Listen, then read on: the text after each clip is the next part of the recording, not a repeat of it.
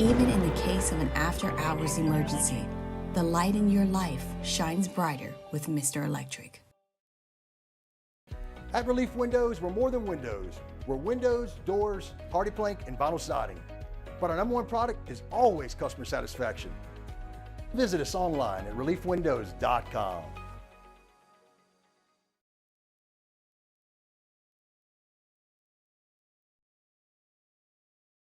SportsCenter. I'm Doug Brown. Deshaun Watson says he won't need surgery on his right rotator cuff, but he also doesn't know exactly when he'll be able to play again for the Browns. P.J. Walker starts Sunday against the Seahawks. The Bucks open the new season tonight hosting the 76ers.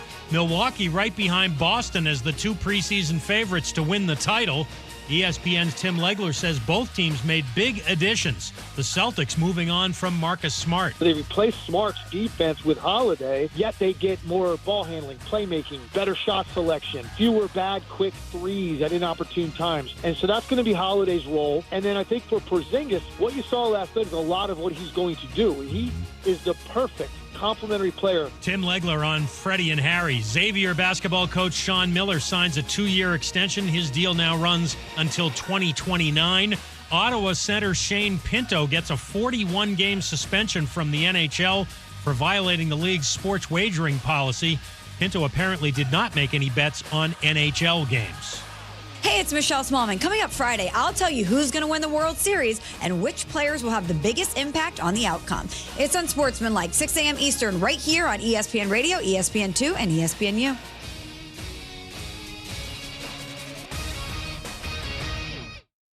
Matt Moscona. I'm very important. After further review. Say it one more time. After further review with Matt Moscona. And here we go. Live from the Mercedes-Benz of Baton Rouge Studios. That's right.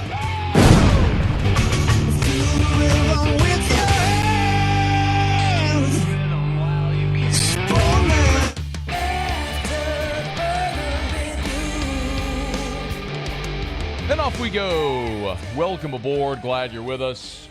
AFR, presented by the Aesthetic Medicine and Anti-Aging Clinics of Louisiana. I'm Matt. This is Shaq O'Neal, and I hate Matt. Paul O'Neal. They're chanting Paul O'Neal's name. Alondra Villarreal.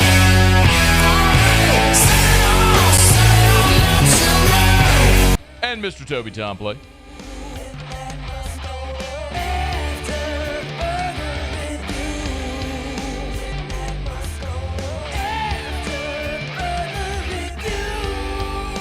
All right, we're here. Glad you are as well. Get out there and make it a good one. Busy Thursday. Darin Tietgen later this hour. Graff next hour. Pell's got a win on the way to 82-0. Delly in hour 3. Mike Triplett will be here as well. We will start with a little bit of breaking news as we push off from the dock. Actually, Alondra, let's hit the drop. My apologies. Let us begin as we do every single day. It's time to pop the top on another edition of AFR with Bud Light. Drink easy. Just minutes ago, there was breaking news out of college football, and so much of the college football landscape outside of what's happening on the field has been focused on the scandal at the University of Michigan with sign stealing, and you all know what's happening there, or generally what's happening there. The college football light, however, shining on the state of Louisiana now with this news that just came down roughly 20 or 30 minutes here before we came on air. Northwestern State has canceled the remainder of their college football season, and head coach Brad Laird has resigned as Northwestern State head football coach. There had started to be some scuttle about this in the last few days. This all stems from the tragedy that happened with the death of junior safety Ronnie Caldwell earlier this year. Caldwell had been battling an injury, but he had been with the football team kind of in a sort of like traveling player coach capacity. He's a junior safety from Texas. And he'd been continuing to work with the defensive backs. his death remains under investigation by the Natchitoches Police Department. Now, the university president, Marcus Jones, said it's in the best interest of our players, coaches, and staff to pause and take this time to mourn, to heal, to support Ronnie's family. For what it's worth, and that's understandable,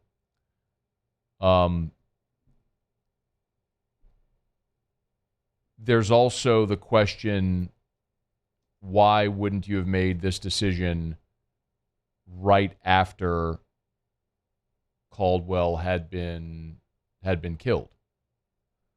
There was an arrest made. Maurice Campbell was arrested for obstruction of justice. Campbell was a teammate as well, but that's not necessarily the killer. They also arrested Josh McIntosh, possession of a firearm, presence of a controlled substance. He was Caldwell's roommate. There's no confirmation that either arrest was in connection with Caldwell's death. So the death remains, the case remains open. I'm not trying to play CIS here or anything like that, NCIS or what, but just trying to explain as best I can. So, then there's the issue of Brad Laird's resignation.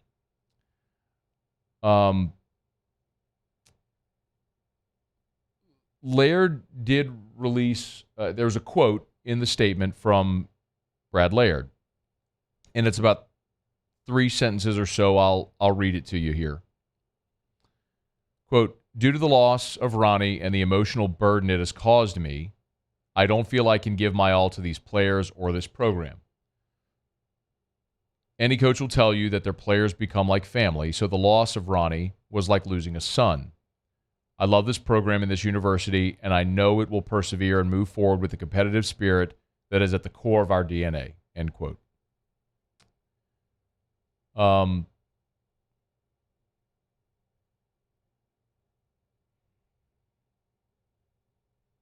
Suffice to say that there are a lot of rumors surrounding all of this that's going on. None of them are particularly pleasant. I don't think any are worth sharing right now, as there's a murder investigation going on, and a young man did, in fact, lose his life. There's a lot that is going to still to be determined. But by way of football, which is eligibility of these players that are at Northwestern State, should they transfer? Will they have eligibility? All the NCAA will sort through all of that, and it's certainly a tragic and devastating story, which has led to a very cumbersome circumstance for all things surrounding that they'll have to work through. But at the core of this is still the fact that a young man was murdered. They have still not made an arrest in his death. And now the football season has been canceled, which is ancillary. I think we all understand that. And the football coach has abruptly resigned. There are just very clearly other elements to the story that tell you this isn't done. And the release from Northwestern State is filled with a lot of with truths, but a lot of half truths as well. I certainly believe that Brad Laird is sincere in saying that players are like your children, and he's having trouble mourning the loss of this player. Canceling the season is probably the right thing to do.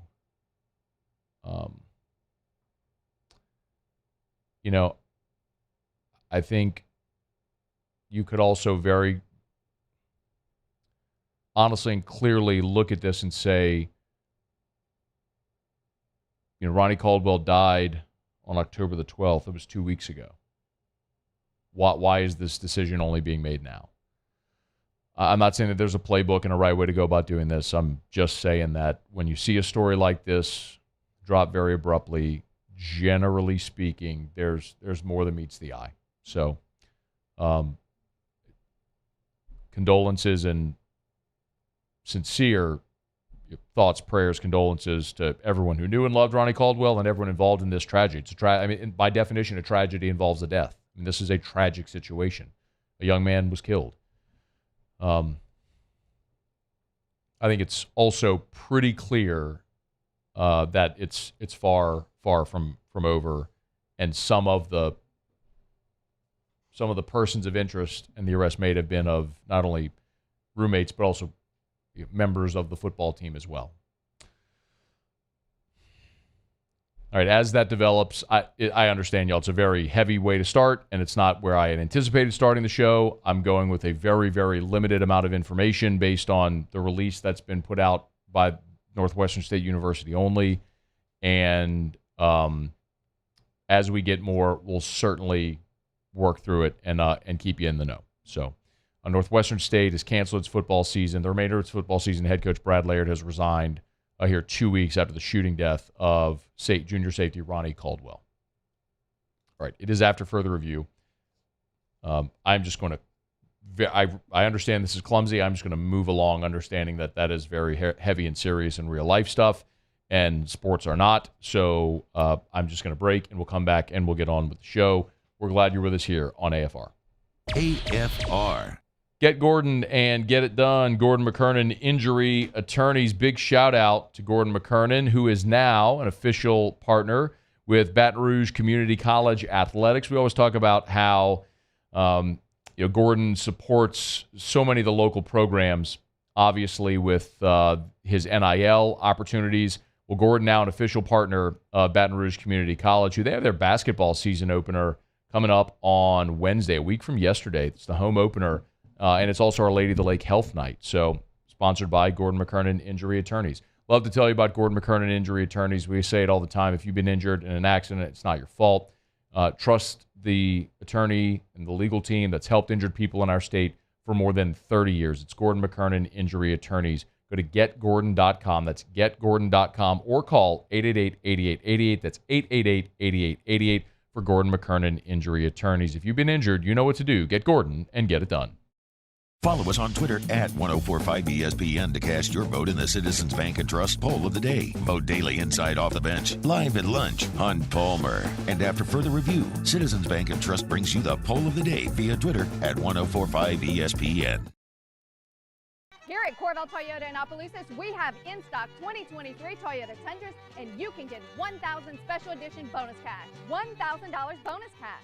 So come on down to Happy Town. That's Corvell Toyota in Opelousas, Happy Town, USA. When is a taco more than just a taco? When it's Government Taco. Voted best tacos 3 years in a row by 225 Magazine, Government Taco puts the most delicious spin on tacos the capital area has ever seen. With creative combinations like the Magna Carrot, the Filibuster, or the Steak of the Union. Plus perfect tortilla chips paired with the best salsa and queso you've ever had. And happy hour every day from 3 to 6 p.m. and all day on Thursday. Government Taco, 5621 Government Street. The importance of doing this fortified program and offering it to people down here is, number one, the only real chance you're going to get to do this is when you put on a new roof or build new. And through companies like HUDCO, who's kind of leading the way in this thing, it's going to offer the customers a huge advantage in the insurance market and the price of their insurance. You know, we're not looking to make a fortune off fortifying. We're trying to give you a better product than our competitor at the moment. I'm trying to do something that he can. I'm trying to give you something better. So a lot of these insurance jobs, you're getting a re-roof, you're only paying your deductible. Let's sit down and talk about the fortified and let's see what it does to your insurance premium. You're getting a steal. Yeah. You're getting a brand new roof and a fortified certificate for your deductible, essentially. And I think we're rocking and rolling.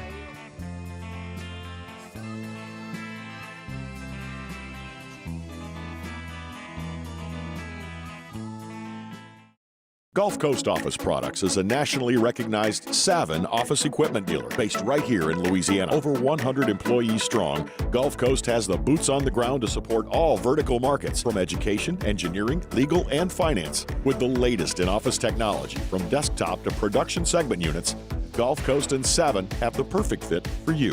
Call 225-756-2644. That's 756-2644 for Gulf Coast Office Products. Scooncha, fall in the air. Fall is right around the corner, which means fall fishing is, which means it's time for you to take your boat to the next level with front-to-back boat service in a bunch of different ways. You want a custom stair job, you can have a ton of fun out there on the water. They can do that. What about a spot lock trolling motor? So you stay right where you need to in casting lines. Or sonar that's let you see the fish under the water before you cast. All of your maintenance needs.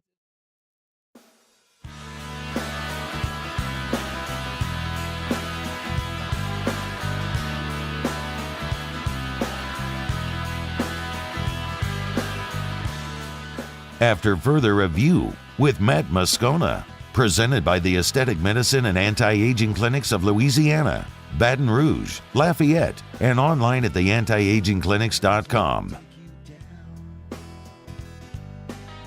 right, glad you're rolling along with us here on a Thursday edition of AFR. A lot that we're going to get to throughout the day today. Mike Triplett's here in hour 3, as he always is. We'll get closer to Saints Colts, and we'll fill you in. The injury report is out. Here's the updated injury report for Thursday. Only 2 players not participating. James Hurst, who didn't play last week, didn't practice on Wednesday, also not practicing again on Thursday. And then JT Gray, who was limited on Wednesday, did not practice on Thursday. Good news for Kamara, who didn't practice yesterday due to illness, was back, full participant. Ryan Ramczyk was a full participant, which was great to see. And then 3 additions to the injury report. Alontae Taylor, Max Garcia, Jimmy Graham, all limited on Thursday. Garcia and Graham limited with an illness. I wonder if there's something going on through the locker room. But everyone else looks like they're trending toward playing. Juwan Johnson, Landon Young, Demario Davis, Tyrann Mathieu, Marcus May, also listed with an illness designation. Taysom Hill, all limited but practicing. So all trending, it would seem, toward playing. As for the Colts on their Thursday injury report update, mentioned yesterday there were 5 players that did not practice on Wednesday.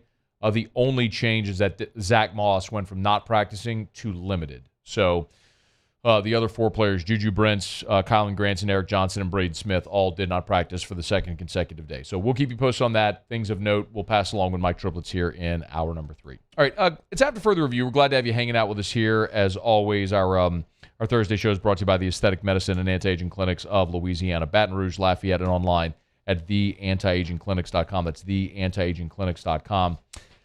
Intended to do this yesterday, but we got a little busy, and it sort of fell by the wayside. You're starting to see a lot of mock drafts pop up, and a mock draft, I feel like I always have to throw the qualifier. It is what it is. It's, one writer's opinion of an educated opinion of where guys might go in the draft. More importantly, I kind of look at mock drafts with 2 things in mind. Number 1 is, where do they have my favorite team, the Saints, picking, which would correlate with projected order of finish this season. And then number 2, what position group would they necessarily be targeting? That's what I always find the most interesting. And one of the consensus feelings about this upcoming draft is that it is a deep quarterback draft class. If you consider Caleb Williams and Drake May, who everyone considered at the top of the draft, but then Shedeur Sanders and Michael Penix and Bo Nix and Michael Pratt, and of course Jaden Daniels is elevating. It's just thought to be a great quarterback year for the draft, which is why it was so interesting looking at Jordan Reed's mock draft. And no surprise, he had Caleb Williams going number 1 overall to the Chicago Bears. Of course, the Bears have the pick from Carolina. Number 2, he's got Marvin Harrison going to the Arizona Cardinals. And number 3, Sean Payton getting his franchise quarterback, Drake May, to the Denver Broncos. So Caleb Williams 1, Drake May 3. Those are the only 2 quarterbacks that he's projecting to go in round 1. Now, that seems very surprising to me. It's hard for me to imagine that holds just because we just see quarterbacks put at a premium and valued so much. And as you get to the post-season pre-draft process, guys start to elevate through November and then the pre-draft process. So my assumption is we're going to see many more quarterbacks jump in round 1. But as of now, with Jordan Reed, he's just got those 2. Caleb Williams 1, and then Drake May number 3 to Denver. He had one LSU player, and coincidentally, that one LSU player he had going to the New Orleans Saints. And it's Malik Neighbors at number 15 overall. Reed writes, the Saints have a decision to make with Michael Thomas in the offseason, but even if they keep him, they must continue to find offensive playmakers for Derek Carr. New Orleans ranks 28th in yards per play this season. Neighbors has been one of the most explosive players in the country this season with an FBS-leading 981 receiving yards. His game complements the downfield ability of Chris Olave, plus he has the versatility to threaten defenses from either the slot or the outside. All of that is true. All of that is 100% true. And number one, I am thrilled to see Malik Neighbors in the top half of round 1. I think that is certainly deserved, and it speaks to the amount of progress that Malik Neighbors has made in a national perception heading into this draft. For what it's worth, they have Malik as the 4th wide receiver taken in the draft, but number 15 overall. So still a great spot for Malik Neighbors to be if he's in the top 15 of the draft. Now, what Jordan Reed wrote there is true. The Saints could off-ramp for Michael Thomas after this season. Now, he would probably have to be designated as a post-June 1 release, so that way his cap figure, his dead cap number, would drop from $21 million to $9.1 million. So it's really unlikely. I guess actually, let me make sure I have this right. No, they could, forgive me, they could release Michael Thomas, and the cap savings would be $11 million if they released him pre-June 1. So they do have a cost-saving mechanism built in after this season, but if he's on the roster, his cap number is $10 million. His dead cap number is $21 million. So there is a cost-saving mechanism to drop it down to that $9 million range, but still, it would be a very large dead cap number for Michael Thomas if he were not on the roster in 2024. So, yes, you could absolutely move on after this season, but he's got a $3.74 million roster bonus next year guaranteed, and the cap number is higher than that. So, yes, you have a decision to make about Michael Thomas, but Chris Olave will be going into the 3rd year of his rookie deal, and you have him for a minimum 5 years because you're going to pick up his 5th-year option. Rashid Shaheed is an exclusive rights free agent after this season, but most likely you are going to sign Rashid Shaheed after the season as an exclusive rights free agent. So the Saints have 3 really good wide receivers. I think we would all agree right now, based on the conversations we consistently have about the New Orleans Saints, it ain't that you don't have talent on this offense. You've got Thomas and Olave and Shaheed and Taysom Hill and Alvin Kamara, and you signed Jamal Williams, and you drafted Kendre Miller, and you brought in Foster Moreau, and you brought Jimmy Graham out of retirement, you got Juwan Johnson when healthy. Like, that ain't the problem. The problem is your quarterback and your play caller. I think we roundly agree on those things. I'm not sure there's going to be any pushback. So while I would love to see Malik Neighbors in New Orleans, again, a vacuum, would I love to see that? Absolutely. I don't think that makes sense because that's not where your need is. Your need, if you're the New Orleans Saints, is at the line of scrimmage because your offensive line is one of the worst in the entire NFL. As a matter of fact, Pro Football Focus has done updates their player grades up to that point in the season. So through 7 weeks of the season, the 3 highest rated players offensively for the Saints are Chris Olave 1, Eric McCoy 2, and Ryan Ramczyk 3. Although we've not seen McCoy and Ramczyk play at the level that they haven't throughout their career in the past, they're still playing at a higher level than most everybody else on the offense. If you look at the 10 worst players on the Saints offense in reverse order, Trevor Penning is at 9, James Hurst at 8, Cesar Ruiz 5, and the worst graded player, according to Pro Football Focus, through 7 weeks is Andrus Peat. So of your 10 of the 9 worst players on your offense, 4 of them are offensive linemen: Penning, Hurst, Ruiz, and Peat. So there's 2 ways to look at this, and it's pretty obvious to look at the Saints offensive line and go, man, that unit stinks. You've got to address it. So use your first-round pick, wherever it is, to snag an offensive lineman in this draft. And oh, by the way, you've got some really good offensive linemen at the top of this draft. Fashanu, the big offensive tackle from Penn State, they mock him 4th overall to the Giants. Joe Alt from Notre Dame, of course, who Brian Kelly recruited to Notre Dame, they have him 6th overall to the Commanders. J.C. Latham from Alabama, they mock a 9th to the Green Bay Packers.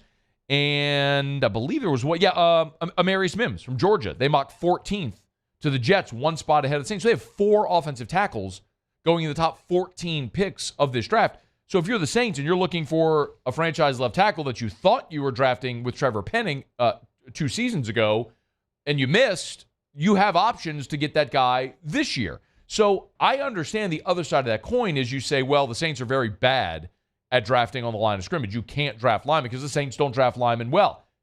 I would push back on that.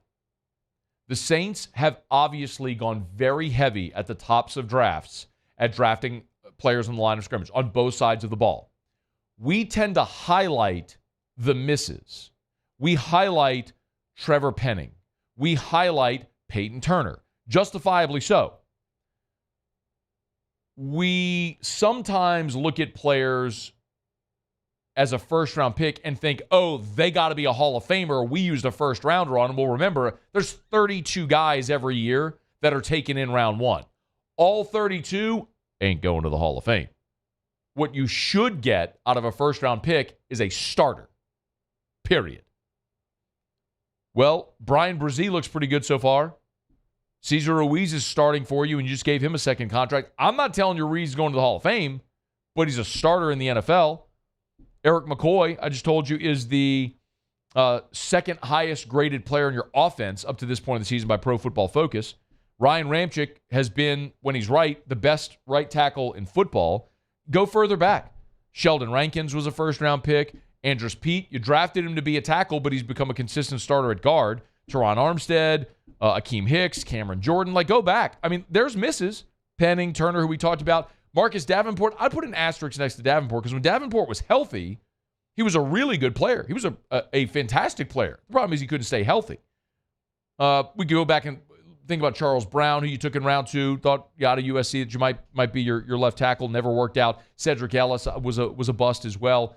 But, I mean, it's a handful of guys. Penning, Turner, Davenport, Brown, and Ellis. And the jury's not completely out, or the jury's still out on Penning and Turner, although it's not looking good. Returns aren't good. Davenport's an asterisk because he was a good player. It was just an injury situation that slowed him. Brown and Ellis were clearly busts. So I guess my point is, if you use a first-round pick on a player, and they don't have a Hall of Fame career, that doesn't mean it's a bust. Do they become a consistent starter for you? And Andrus Peat, Cesar Ruiz are probably the better examples of players like that. And then you've had guys that have been total hits, like Ryan Ramczyk or like an Eric McCoy, who's been a great starting center for you. Cameron Jordan. Brian Brzee certainly off to a great start in his career. I just cannot justify the New Orleans Saints using a first-round pick on a wide receiver when you've got so much offensive skill talent on this team, and your very clearly glaring weakness is on the line of scrimmage, and you have to address that. One other thing to keep in mind, the Saints do have the Broncos' second-round pick. So the way that they're projecting this mock is the Broncos picking 3rd overall. If the Broncos pick 3rd overall, that means they would also have the 35th pick. So the 3rd pick of round 2, that pick would go to the Saints. So according to this, the Saints would have the 15th and the 35th pick of the draft. There's a lot of damage you could do.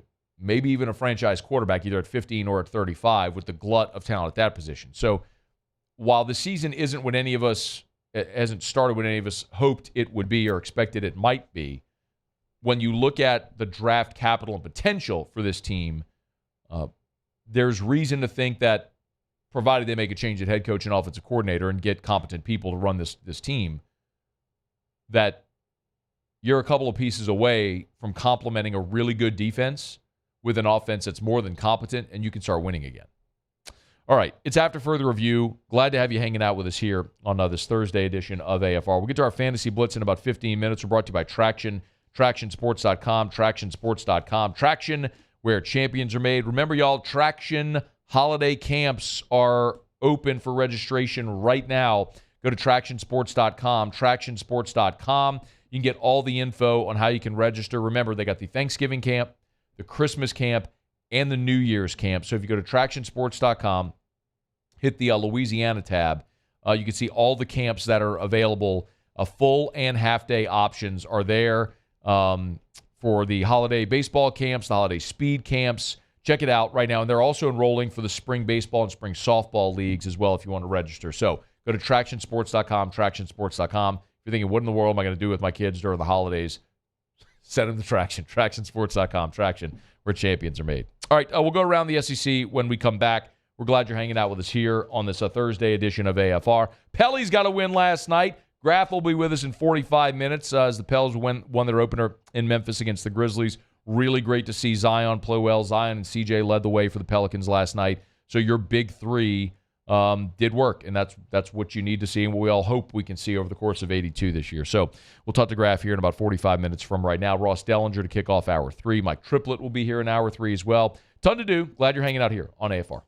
AFR. Brought to you by Hudco Roofing, HudcoRoofing.com. Do business with someone you know, Hudco Roofing and HudcoRoofing.com. Two things to remind you about. Told you last week, the state of Louisiana rolled out its second round of fortified roofing grants. This is up to $10,000 in grant money for Louisiana homeowners to install a fortified roof. Hudco is Louisiana's first certified fortified roofing company. We're the first Louisiana-based roofing company to offer fortified roofs. We can help you. If you're interested in learning more, go to HudcoRoofing.com, hit the green fortified tab, fill out the form, and we'll help you throughout this process. Also, number 2, if you own a commercial building and you're having issues with your roof, remember this. For roughly half the cost of a roof replacement, I'm talking to everybody who's got a building like an industrialplex, half the cost of a roof replacement, Hudco can install a silicone coating product that comes with a 20-year warranty. Learn more, HudcoRoofing.com. Bayou Chrysler Dodge Jeep Ram is celebrating Ram Power Days with $15,000 off MSRP on new 23 1500 trucks, $15,000 off, and a 1 million mile warranty. Plus, we'll pay your trade-off regardless of what you owe. The crew at Bayou Automotive is going to do right by you. When it comes to ending cancer, we push forward, always working together for you. That's why our cancer experts at Ochsner have clinically integrated with MD Anderson Cancer Center. This means advanced cancer care, including access to life-saving clinical trials and integrating care to treat the whole you. Introducing Ochsner MD Anderson Cancer Center. Long live you. The world's leaders in obesity research, obesity medicine, and obesity science are right here. We're doing something that no one's ever done or trying to answer a question that no one's ever asked before. Pennington is a real jewel when it comes to research. We are finding the solutions to the world's worst chronic disease, which is obesity. Louisiana needs Pennington Biomedical. Gulf Coast Bank and Trust is giving our customers the power to bank anywhere, anytime during this challenging event. And we're right there with you. Our mobile banking app is a smart way to manage your money and time. Gulf Coast Bank and Trust, the bank that cares about you. I've been doing business with Luba for 25 years. They're dependable, trustworthy. It's just the attention to detail with our clients. Our folks have years and years of experience. They're highly trained professionals, but many companies have that asset. What I'd like to think makes Luba a bit different is that we use those talents in a way that truly is dedicated to serving the needs of the folks who depend on us. Dylan Cruz here to tell you about Six Rings Baseball and Softball Camp. If you live on the North Shore and play ball, go to Six Rings Camps with former LSU assistant coach Dan Canaveri. His knowledge is second to none, and your child will improve and have fun doing it. Camps were held at Coquille Park and Six Rings Academy in Covington with 4 sessions over the summer. Full day and morning only sessions are available from ages 7 to 13. Go to sixringsbaseball.com or call 985-206-9096. Learn the game to love the game. Running Sports marketing can help you get their attention. Imagine your brand's message on a giant LED billboard truck that can't be skipped and is nearly impossible to ignore. Running Boards Marketing is the leader in effective and affordable advertising on digital mobile billboards, which are 2 times more effective than traditional billboards. With a 97% recall rate, you'll leave a lasting impression with your customers.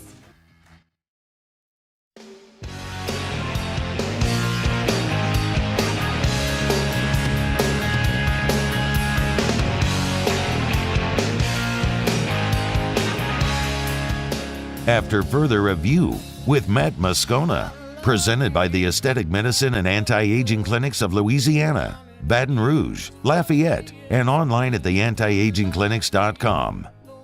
Ross Dellenger is going to be with us to start hour 3. Ross has been sort of hot and heavy on the trails of this Michigan sign stealing story, and I was chatting with Ross earlier today, and it's incredible. And he's done a great job reporting on it. One of the stories he wrote about that was published last week, he told me is the most read story of his entire career. He was the beat writer at LSU when Les Miles was fired and Ed Ogeron was hired, and I think about all the things that Ross has covered just here. Let alone all the national stories, but it's got all the components. I mean, it's a blue blood in Michigan. It's salacious. It involves potential cheating on the field, not only just off the field. There's so many things therein. So Ross is going to be with us in hour 3. We'll kind of get the latest. But it was interesting. Brian Kelly on the SEC Coaches Teleconference this week was asked, and he has made the suggestion several times apparently about using in-helmet communication devices like the NFL does, right, where you basically just radio into the helmets. You're not using signs. The OC is just talking to the quarterback in his helmet. Here's what Brian Kelly said on the SEC Coaches Teleconference on Wednesday. I think it's absolutely silly that we don't have them. I don't know what the issue has been. I don't know why we've been slow in getting to it. I've been a proponent of it in our SEC meetings. Seems to have not gotten the traction for some reason. I don't know why, to be honest with you. We have all these boards and signs and curtains, and it's actually quite silly. So somebody's going to have to explain to me why we haven't gotten to that level. He's not wrong. I mean, just think about the giant boards with all the different images on them, and you're just on the sideline. The curtains go up whenever the signals start being issued to create a backdrop so the players can see, but then it's also identifying who the signaler is. And then you have a situation like what's happening around Michigan. But apparently there's a couple of things that are pushback. Administrators have said their concerns that if you put headset communication like you use in the NFL, it would void the warranties on the helmets. So that's obviously a really big deal, because if a player got injured and the helmet is no longer under warranty, well, then who's at fault is sort of a notable issue. But it's also noted that the USFL, the XFL, the NFL all use those transmitters and do not lose the warranty. So there's clearly precedent to work around this. For what it's worth, Todd Berry, former ULM coach, who's the executive director of the American Football Coaches Association, also in favor of the headset communication devices as well. So you heard Brian Kelly say it there. It's silly that they don't have this, and I tend to agree. I know that typically when issues like this come up that are going to affect all of college football, there is typically a financial component. Same in baseball. People ask often, why doesn't college baseball use wooden bats? Well, wooden bats are more expensive than metal bats because you have to keep replacing them when they break. And not every baseball program can afford to supply wooden bats. So they use metal bats. It's a huge part of it. LSU could afford wooden bats. ULM couldn't. Southern couldn't. You understand? So there's always that piece of it. And again, this is a giant problem that is rooted in the core of the college athletics model, especially in college football, where you try to tell me that Michigan and Eastern Michigan are the same. They are inherently not on any level. From the resources they have, the size of the stadium, the history, the tradition, the level of talent on the field, but they play in the same division. LSU and ULL are never going to be the same, ever. They're not comparable. So sometimes you have the majority of college football, which are the non-Power 5 schools, dragging down the Power 5, which can pay for this technology. This was the whole cost of attendance argument years ago that Mike Slive started doing his saber rattling on, which was the Power 5 wanted to pay cost of attendance. The G5 couldn't afford it, so they kept voting against it, and they had the numbers to do it. And ultimately, Mike Slive said, we're going to do this, or we're going to sever college football to where the Power 5 runs itself. And guess what happened? Everyone fell in line. So that's part of this component. It's just another reason why eventually we're going to get to the point, which I've said for years. It's funny, I've said this for years, and now you're starting to hear more and more people parrot it. Not because they heard me say it. You're just starting to hear more people say it, that we're heading for an inevitability of one college football. That's just the 45 or 50 top schools invite only, and they just play their own league, which is what needed to happen a century ago. But we'll get there eventually. All right, it's after further, and when we do, they'll have helmet communication. All right, it's after further review. We're glad you're with us here. We're brought to you by Williamson Eye Center. Call 924-2020, 924-2020, or williamsoneye.com. Hey, save this date, Monday, November the 13th. Save that date. If you've been interested in learning more about LASIK or refractive surgery, it's 2 weeks from Monday. So we're a little more than 2 weeks out. Monday the 13th at the SUMA location, which is right in front of the Baton Rouge General Hospital. I'll be there. I think Hester's going to be there as well. It's going to be super informal. 6 to 7:30 p.m. As soon as the show ends, I'll jet over there. And it's just sort of an open house. Come on by. I think they're going to have some whiskey tasting as well. Dr. Blake loves whiskey also. So you can come on by, get some questions answered. Very informal. I'll tell you my LASIK story, my LASIK journey, and we'll look forward to seeing you there again Monday, November the 13th at the Williamson Eye Center on SUMA in Baton Rouge. 924-2020 or williamsoneye.com. Okay, do it every day about this time. Let's go around the SEC. Around the SEC, presented by Gulf Coast Office Products. Excellence in imaging solutions.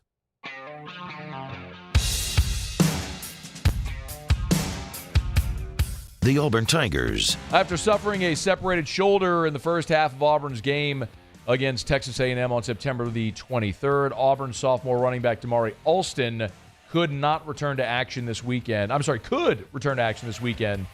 against Mississippi State. Prior to his shoulder injury, Alston had been running second behind Jarquez Hunter, USF transfer Brian Batty, and freshman Jeremiah Cobb. I've seen an uptick in their production with the injury to Alston. The Kentucky Wildcats. After missing Kentucky's Week 7 loss to Missouri with an injury, starting weak side linebacker Trevin Wallace says he's good to go and is likely to return this weekend when the Cats welcome Tennessee to Kroger Field. With Wallace out, Northern Illinois transfer Darin Rayner made his first start as a Wildcat, had 10 tackles, including a tackle for loss.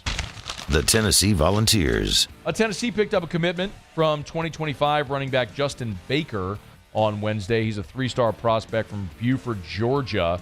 Committed to the Vols over South Carolina and Michigan. He's a 5'9", 205-pounder. Also had offers from Alabama and Georgia. Baker is the third commit for Tennessee's 2025 class. The Georgia Bulldogs. And Georgia got a 5-star basketball commit. Asa Newell announced his commitment to Georgia. He's a 6'9" power forward out of Mount Bird down in Florida. Of course, that's where Ben Simmons went. Picked the Bulldogs over Texas, Gonzaga, and Alabama. He's originally from Athens, Georgia. His brother Jaden is a walk-on on the on the Georgia team. As Georgia's first commit for the 2024 cycle, the third highest-rated prospect to commit to Georgia basketball ever. Only Anthony Edwards and Kentavious Caldwell-Pope were ranked higher. Okay, there you have it. That is Around the SEC presented by Gulf Coast Office Products. Shout out to our guy Trey Beal and our friends at Gulf Coast Office Products. Hey, tonight, the Baton Rouge Zydeco dropped the puck for a new era of minor league hockey in the state of Louisiana. And, of course, Gulf Coast Office Products is a proud title sponsor of the Baton Rouge Zydeco. They love to support the local teams, if it's the Saints, the Pelicans, the LSU Tigers, or the Raging Cajuns, and, of course, the Baton Rouge Zydeco. It's Gulf Coast Office Products. Online, gcopnet.com, gcopnet.com for Gulf Coast Office Products. All right, y'all. It's after further review. Let me knock out a quick break. When we come back, we'll wrap up hour number one. Our Fantasy Blitz, Darin Tietgen, will be here with whotostart.net. If you got a fantasy football question before you set your roster, check with our guys at whotostart.net. Just email me, tweet me, text me, 225-396-4400, 396-4400, 396-4400. get your fantasy football question in next for Darin Tietgen. Our Fantasy Blitz is coming up after the break. AFR.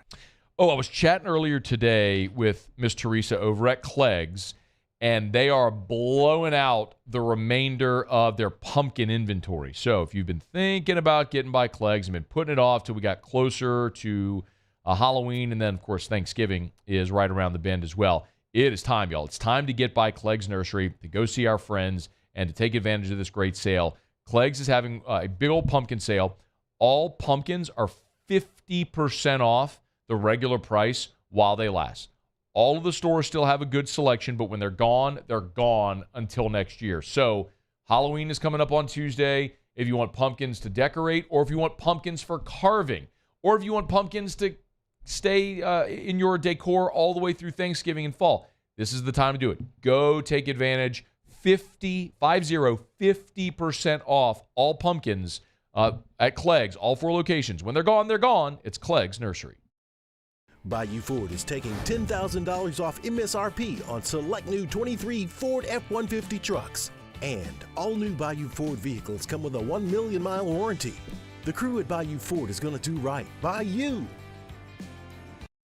Electricity is all around us, and our families depend on it. Every day is sparked by the power of a cold drink or a warm meal, a movie night, and a comforting light at the end of a dark hallway. From sunrise to sunset, playtime to bedtime, our team is ready to take care of your electrical needs. Even in the case of an after-hours emergency, the light in your life shines brighter with Mr. Electric.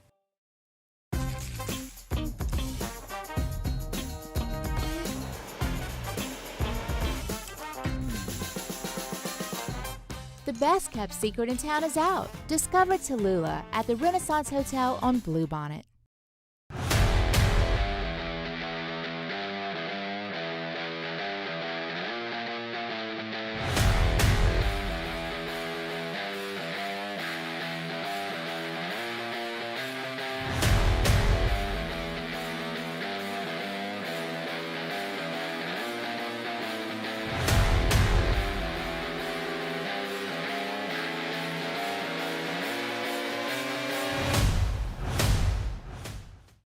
Gulf Coast Office Products is a nationally recognized Savin office equipment dealer based right here in Louisiana. Over 100 employees strong, Gulf Coast has the boots on the ground to support all vertical markets, from education, engineering, legal, and finance. With the latest in office technology, from desktop to production segment units, Gulf Coast and Savin have the perfect fit for you.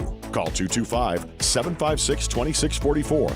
That's 756-2644 for Gulf Coast Office Products. Scooncha, fall in the air. Fall is right around the corner, which means fall fishing is, which means it's time for you to take your boat to the next level with front-to-back boat service in a bunch of different ways. You want a custom stair job, you can have a ton of fun out there on the water, they can do that. What about a spot lock trolling motor, so you stay right where you need to in casting lines, or sonar that's let you see the fish under the water before you cast? All of your maintenance needs as well. For 38 years, they've been at it and will continue to do so. The Sherman family of front-to-back boat service. I've been doing business with Luba for 25 years. They're dependable, trustworthy. It's just the attention to detail with our clients. Our folks have years and years of experience.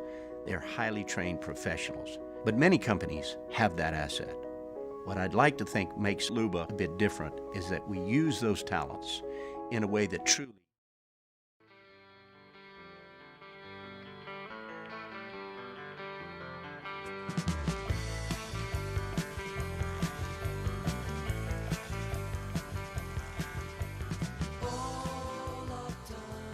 After further review with Matt Moscona, presented by the Aesthetic Medicine and Anti-Aging Clinics of Louisiana, Baton Rouge, Lafayette, and online at theantiagingclinics.com.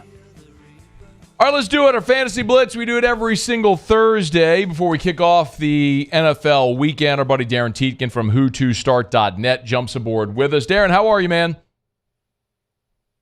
Doing today. Hey, Darin, I'm doing great, man. How are you? I'm doing good. Thanks a lot. Good. Hey, let's start as we always do with Thursday Night Football. Bucks and Bills. Who are we keeping an eye on tonight? Tampa lets a lot of things happen through the air, so we're looking to see who besides Stephon Diggs is going to catch the ball from Josh Allen. Our money is on Dalton Kincaid, who's going to take over for an injured Dawson Knox in the starting lineup and see quite a few more targets through the air. So Dalton Kincaid is a tight end to watch tonight for sure. We always look at are there no open dates this weekend, Darin? There's nobody's on the bye. Nope. Okay, nobody's on the bye this week, so that's good. Sleepers. Who are we looking at tonight or this weekend for sleepers? We've got a few for you. It's quarterback. He may throw some interceptions, but Desmond Ridder playing Tennessee, it's a good passing matchup for him. Looks like Tennessee's kind of packing it in. So if you're not too heavily discounted for interceptions, Ridder's a nice play. Running back-wise, especially in PPR leagues, we like Pierre Strong with Jerome Ford out for the Browns. He's going to be splitting time with Kareem Hunt, who's a little bit banged up himself. But especially in PPR formats, we like Pierre Strong. Wide receiver-wise, we like Tank Dell coming back from his concussion. Got a great matchup against Carolina. And then another tight end bonus one for you, Trey McBride taking over for an injured Zach Ertz. He was seeing a lot more snaps as it was, but now he's going to be seeing all the tight end snaps for the Cardinals. All right. Y'all know the drill. Get your questions in. You can always email us, tweet us, or text in the 225-396-4400, 396-4400, 396-4400. Before you set your fantasy football roster, check with our guys at who2start.net. Get your personalized questions answered. All right, Nathan Hodge does the honors. Who to start, Kincaid or Njoku? Yeah, this is one where we're probably going to go with the hot name, Njoku. Going to be playing with a backup quarterback who just doesn't complete a lot of passes. So we like the matchup again, like I said, tonight against the Bucs. So, yeah, go with Kincaid there. Christopher Davis, who to start, Dak Prescott or C.J. Stroud?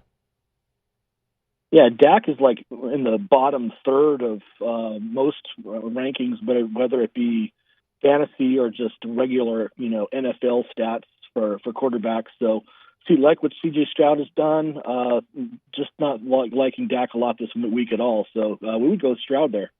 Lenson Mobile is up next. Darin, who to start? He's got a 10-team PPR league. Needs help at flex. He's got Jonathan Taylor, Chris Olave, or Christian Kirk. Who to start?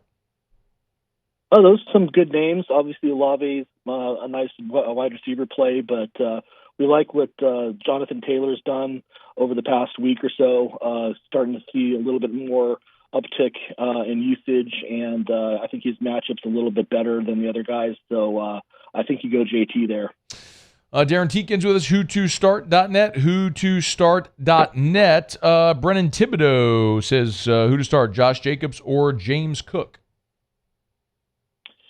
Yeah, I think you go with Cook tonight. Obviously, like I said in the open there, Tampa could be thrown on, but they can also be run on. So Cook's role is a little bit more defined with Damian Harris out. He's going to be splitting carries with Latavius Murray, but I think you get enough in the passing game for him catching 3 or 4 balls. So in PPR formats, I think you go Cook there over Jacobs. Stay on the text line. Here's one from Sean, who's got a quarterback question. Trevor Lawrence or Jordan Love? Who to start?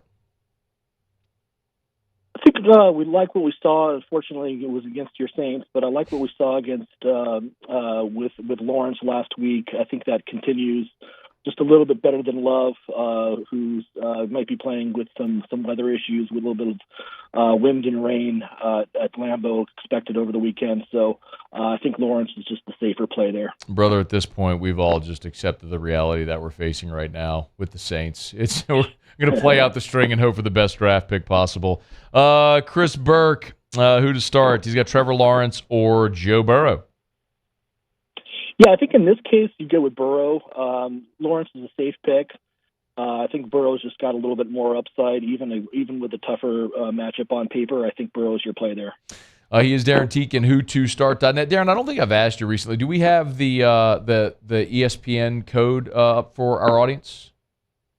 Yeah, you do, and we'll have an announcement next week as to a mid-season special. That's not up yet, but as of next week, we'll have that up for you guys.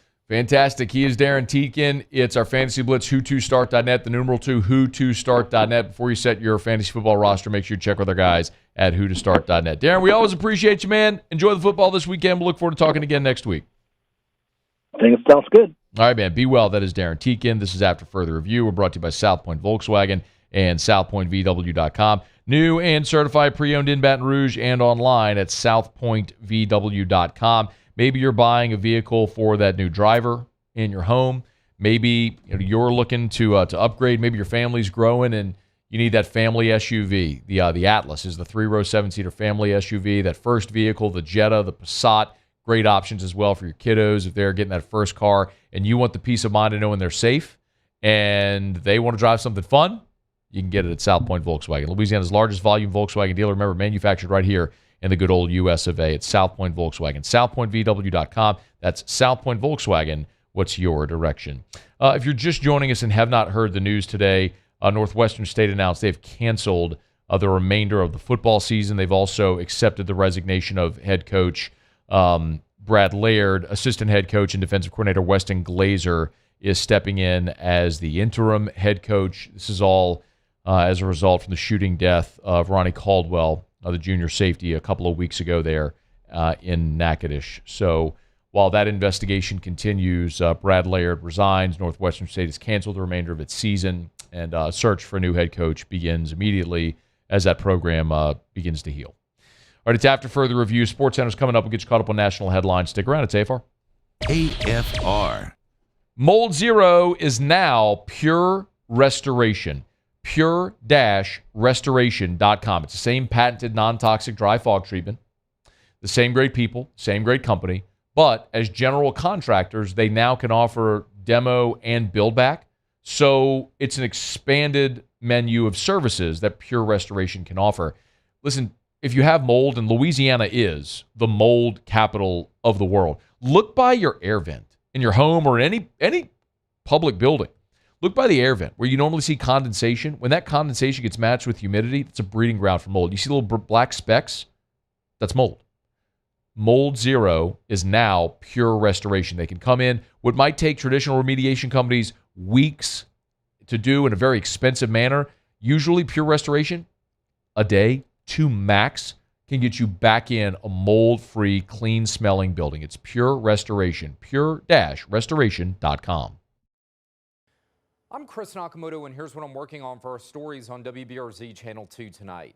A missing 4-year-old was found in Livingston Parish. A child was found dead in a pool nearby. The shocking discovery and what the sheriff had to say about it as the investigation continues. I'm Chris Nakamoto from WBRZ. Watch more tonight on WBRZ Channel 2. I've been doing business with Luba for 25 years. They're dependable, trustworthy. It's just the attention to detail with our clients. Our folks have years and years of experience. They're highly trained professionals, but many companies have that asset. What I'd like to think makes Luba a bit different is that we use those talents in a way that truly is dedicated to serving the needs of the folks who depend on us. When is a taco more than just a taco? When it's Government Taco. Voted best tacos 3 years in a row by 225 Magazine, Government Taco puts the most delicious spin on tacos the capital area has ever seen. With creative combinations like the Magna Carrot, the Filibuster, or the Steak of the Union. Plus perfect tortilla chips paired with the best salsa and queso you've ever had. And happy hour every day from 3 to 6 p.m. and all day on Thursday. Government Taco, 5621 Government Street. Electricity is all around us, and our families depend on it. Every day is sparked by the power of a cold drink or a warm meal, a movie night, and a comforting light at the end of a dark hallway. From sunrise to sunset, playtime to bedtime, our team is ready to take care of your electrical needs. Even in the case of an after-hours emergency, the light in your life shines brighter with Mr. Electric. There it is, the extra mile, on the border of expected and extraordinary for those willing to go further, like vans customized for work or play, with safety and tech to keep you connected, supported by a 5-star sales, service, and finance team.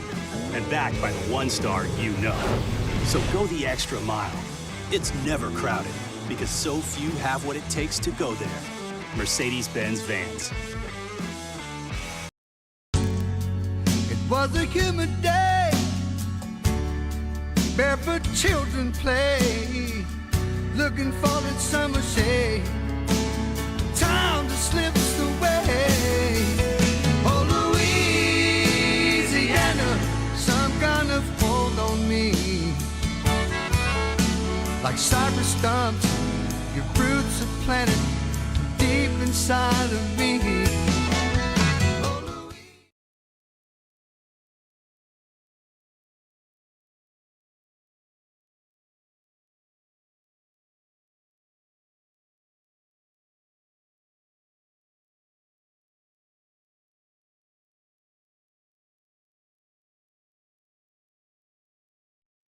This is SportsCenter.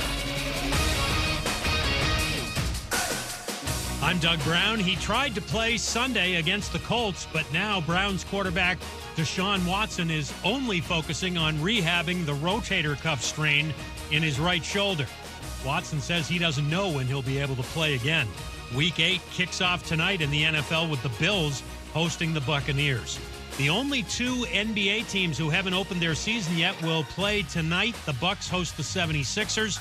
Three-time NBA All-Star Gilbert Arenas is expecting big things from Giannis Antetokounmpo, Damian Lillard, and the Bucks. With amazing pieces around it, which is going to make it hard to really game plan for a starting five like that. I don't know why his destination was Miami, but sometimes what you want is not what you really want, because this is 20 times, 100 times better than if he went to Miami.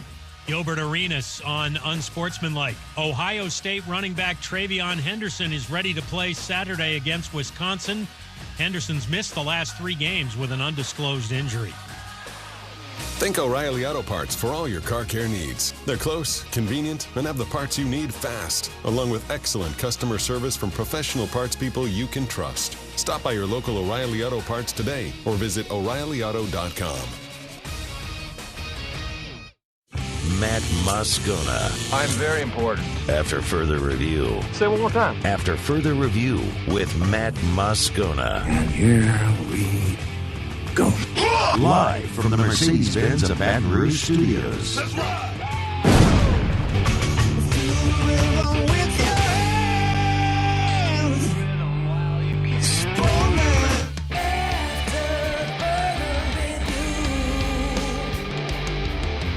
Hour 2, off we go. Welcome aboard. Glad you're with us. AFR, presented by the Aesthetic Medicine and Anti-Aging Clinics of Louisiana. I'm Matt.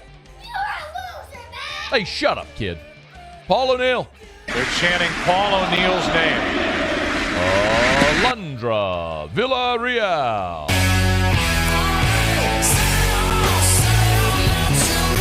And Mr. Toby Topley.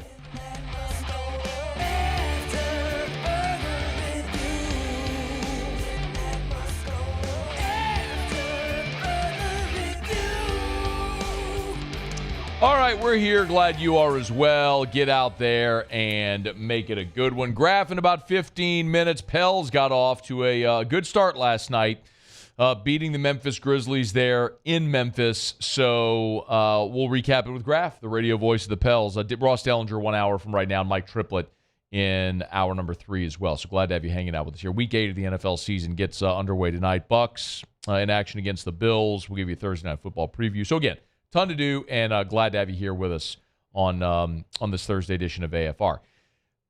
Coming out of the loss to Jacksonville, there was an awful lot of conversation about the Derek Carr, Chris Olave play. And if you know what I'm talking about, it was in the fourth quarter. It's about 11 minutes to go in the game. Saints are facing a 3rd and 5. And Olave sort of gives up on the route down the right sideline. And Derek Carr throws it that way and throws it out of bounds. And then Carr is just chastising Chris Olave going down the field. He's yelling at him to run the route. And you can tell he's a little ticked about the whole thing. They go to the sideline. He keeps yelling. And this is a week after we saw Derek Carr yelling at Pete Carmichael on the sideline as well. And so the sideline outbursts have become kind of a thing. And I don't want to make too much of it, but whenever we're existing in this reality where the Saints are on this losing streak and the offense is just stuck in the mud, and you had so much expectation with a veteran quarterback like Carr coming in and all these weapons around him, to see the offense just stuck in neutral is frustrating for a lot of people. And so you're highlighting some of these things that are going wrong. Derek Carr met with reporters on Wednesday and was asked about that whole situation with him yelling at Chris Olave. Here's what Derek Carr said on Wednesday. Yeah, anytime I've ever had a teammate go through anything, whether it's really big, really small, you never know what someone's going through. So it may be small to us or it may be big to it. You never know. So yeah, I'm always there to support and send him a text. We FaceTimed, like I said, and we're in a great place. He's in a good place, and I'm excited to see what he does these last 10 or so games. With a little bit of the frustration of losing, I've let that get the best of me, if I'm honest. And usually, no matter a mistake, I'm super positive, but I also realize how good we can be. And I won't change the demand of excellence for myself, for my teammates, but there is a better way to do it, I think. There's a much longer cut as well where he said, man, 10 years ago when I got into the league, every quarterback was cussing everybody out. Now, I didn't even cuss nobody out. And everyone thinks everyone's mad at each other. So times are definitely changing. I can tell by the gray hairs in my beard and by people getting upset at a quarterback yelling. I do have to temper my emotions, Carr admitted. I think with a little bit of frustration of losing, I've let that get the best of me, if I'm honest. Usually, no matter a mistake, I'm super positive, but I also realize how good we can be. I won't change the demand of excellence of myself for my teammates, but there is a better way to do it, I think. Let me be very clear about something, y'all. A quarterback, or any player for that matter, yelling at a teammate ain't no big deal. This is something that happens every Sunday in every game, on every field, in every NFL game, every week, every year.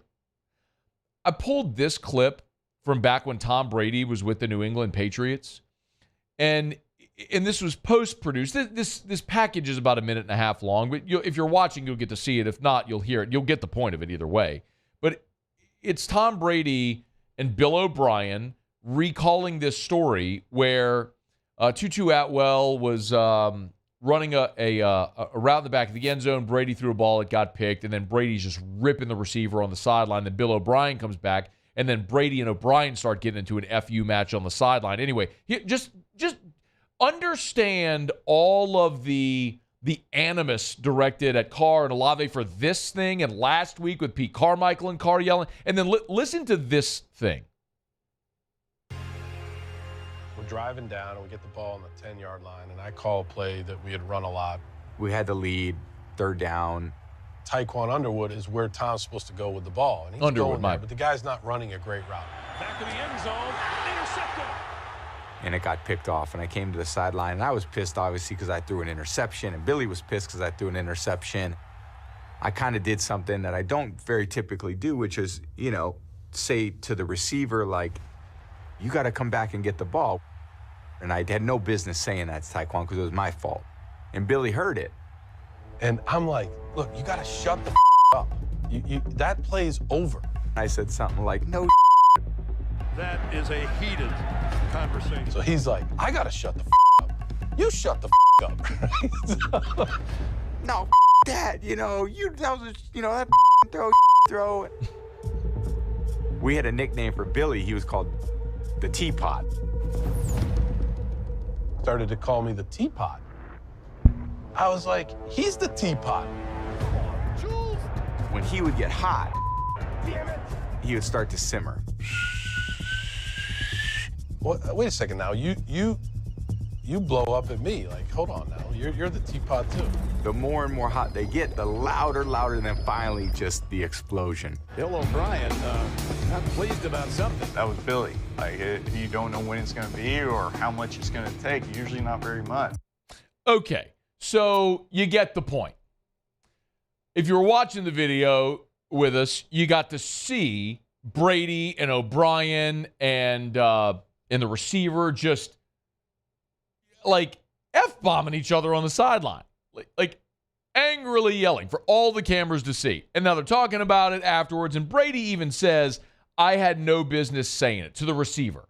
So, look, I'm not sitting here trying to overreact to the event of competitors on the field being emotional about a physical, emotional game where everybody is triggered and on edge. I mean, you think as a fan watching the game, you're on edge?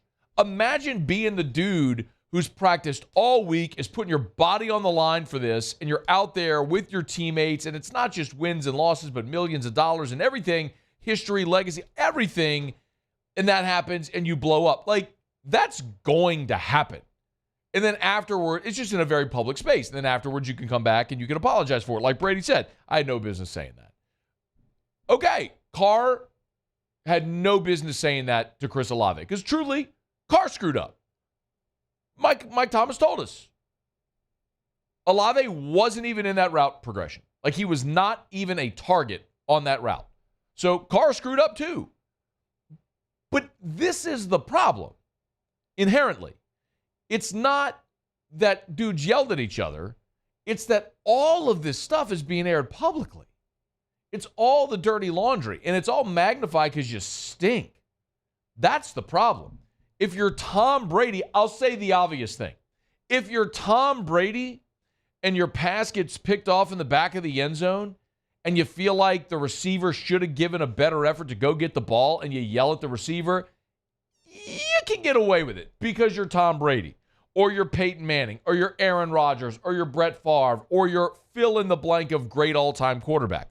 When you're Derek Carr and your career has been mid-tier NFL quarterback, now you're in a new place and you've got a $150 million salary and the expectations have gone up tremendously and you're still not delivering, and then you're yelling and blaming everybody else. People are going to look at you, Derek Carr, and go, nah, man, you're the one who's supposed to be the leader. You're the one who's screwed up. You're the one who's piloting this ship. You're the one who stinks. Brady can get away with it. Derek Carr can't get away with it. Whether that's right or wrong, it don't matter. Fair or unfair, that's the world in which we live in. You're a superstar. You're going to be judged differently than if you're Derek Carr. That's what it is. So I'm not like blown away that competitive people yelled at each other on the sideline. But for Derek Carr to continue pointing the finger and to say, man, 10 years ago when I got into the league, every quarterback was cussing everybody out. That's irrelevant, Derek Carr. 10 years ago in the league, people also thought you might be good. And you're not. All right, Mike Triplett will be with us next hour. AFR. AFR is brought to you by Glow Resources, glowresources.com, G-L-O, glowresources.com. Glow Resources, not a staffing company. At Glow Resources, they represent the client first. They don't offer temporary staffing solutions. They service so many different industries, and they specialize in skilled blue-collar workers as well, like welders and crane operators. They also work on the admin side, if it's civil construction or maritime, service companies, appliances. Glow Resources, G-L-O, glowresources.com. Tell you often about their professional placement division as well. They'll source people from all over the world for that. I mean, they got engineers from India who are working in Houston right now. Remember, at Glow Resources, they're Baton Rouge based, but they've got offices and headquarters in Miami and Dallas, New Orleans, all over the place. It's Glow Resources. Check them out online at GLO, glowresources.com. That's glowresources.com. Bayou Chrysler Dodge Jeep Ram is celebrating Ram Power Days with $15,000 off MSRP on new 23 1500 trucks, $15,000 off, and a 1 million mile warranty. Plus, we'll pay your trade-off regardless of what you owe. The crew at Bayou Automotive is going to do right by you.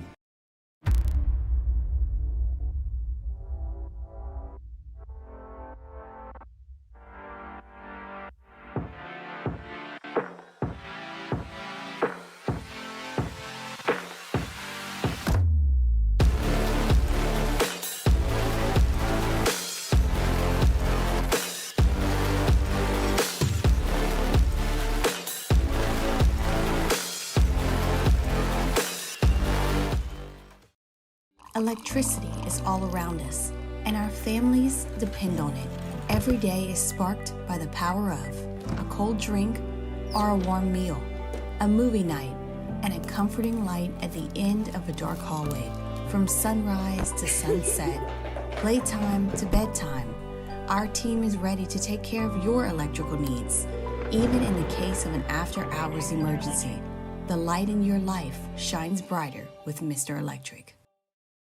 Dylan Cruz here to tell you about Six Rings Baseball and Softball Camp. If you live on the North Shore and play ball, go to Six Rings Camps with former LSU assistant coach Dan Canaveri. His knowledge is second to none, and your child will improve and have fun doing it. Camps were held at Coquille Park and Six Rings Academy in Covington with 4 sessions over the summer. Full day and morning only sessions are available from ages 7 to 13. Go to sixringsbaseball.com or call 985-206-9096.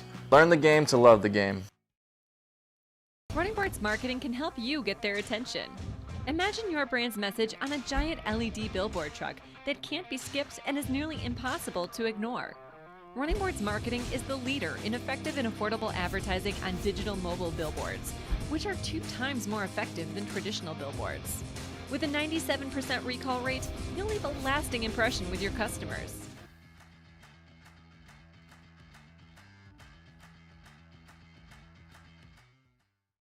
Gulf Coast Office Products is a nationally recognized Savin office equipment dealer based right here in Louisiana. Over 100 employees strong, Gulf Coast has the boots on the ground to support all vertical markets from education, engineering, legal, and finance. With the latest in office technology from desktop to production segment units, Gulf Coast and Savin have the perfect fit for you. Call 225-756-2644. That's 756-2644 for Gulf Coast Office Products.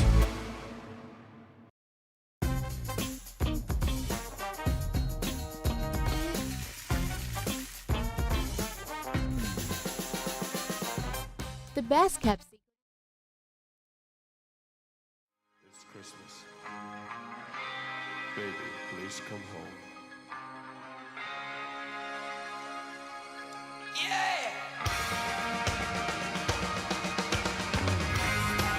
The snow's coming down. After further review with Matt Moscona, presented by the Aesthetic Medicine and Anti-Aging Clinics of Louisiana, Baton Rouge, Lafayette, and online at theantiagingclinics.com. Well, Merry Christmas to all who celebrate.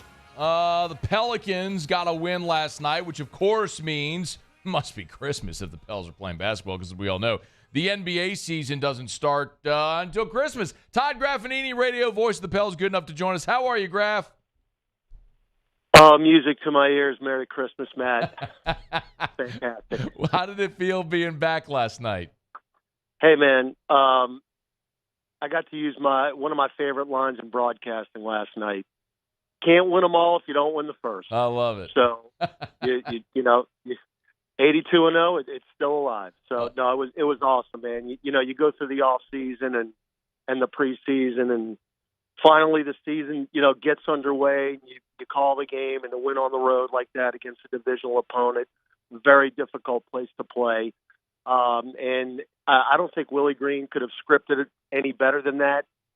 It wasn't pretty at times, but, they did it with defense, rebounding, physicality, and 111 points. It could have been a lot better, but when you hold a team to 104 points, no matter if you're at home or on the road, you're going to win a lot of ball games, and that's ultimately what happened. Pels do win it 111-104. As you mentioned, it was a road game against a divisional opponent, a place where the Pels have not had a lot of success. Obviously, no Ja last night for Memphis, but that ain't going to matter at the end of the season when you look at the standings, who was there and who wasn't. Let's talk for the Pels about who was there and how they did, most notably Zion in his debut. Last night, after playing up roughly half a season a year ago, what did you see last night?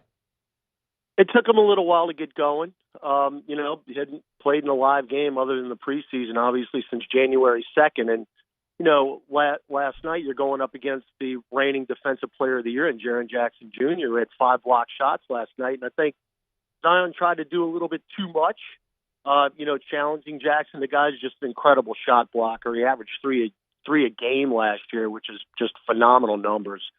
and Zion was getting the shot blocked a little bit, and I was imploring on the air time and time again. I said, hey, let's somebody dunk the ball, because this guy's just blocking every layup we're attempting.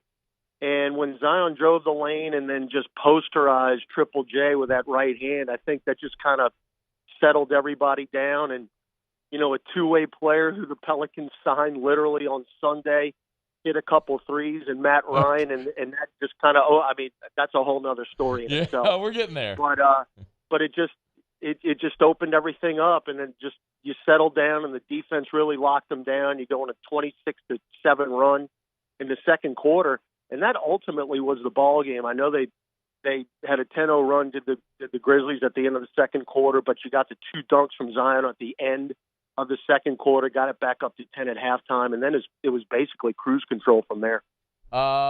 Graf, how in the world did the Pelicans end up with Matt Ryan on their team? Oh, man. let me tell you something. I think everybody's like listening, watching that game going, come on? Matt, say what? Matt, let me take you back to November 2nd last year. I still have PTSD from being at the old Staples Center. I don't even know what it's called now in L.A. when the Pelicans up 3 with 1.4 seconds left in the ball game against the Lakers. Just needed 2 free throws from Dyson Daniels to ice the game. He misses both free throws. LeBron rebounds it. They call a timeout. And somehow this guy who I'd never even heard of other than being on the roster named Matt Ryan, of all names, hits a right corner 3 to send the game to overtime. The Pelicans ultimately lose. That. If you think, Matt, that game and you think of 2 others last year really cost the Pelicans being at minimum a 7 seed. And, you know, you win that game, you could possibly be out of the play-in. So that guy hit a massive shot against the Pelicans last year. And look, he was with the Timberwolves last year. He was a 2-way player. And on Friday, they waived him. And the front office, David Griffin, said, hey, look, this guy can shoot threes. He's been a journeyman in the NBA, but he's a career 40% three-point shooter. And they picked him up. They signed him Sunday. And I'm telling you, Matt, I was at practice on Monday, and that guy was in uniform wearing a white jersey, which means you're in the backup group. The starters wear blues.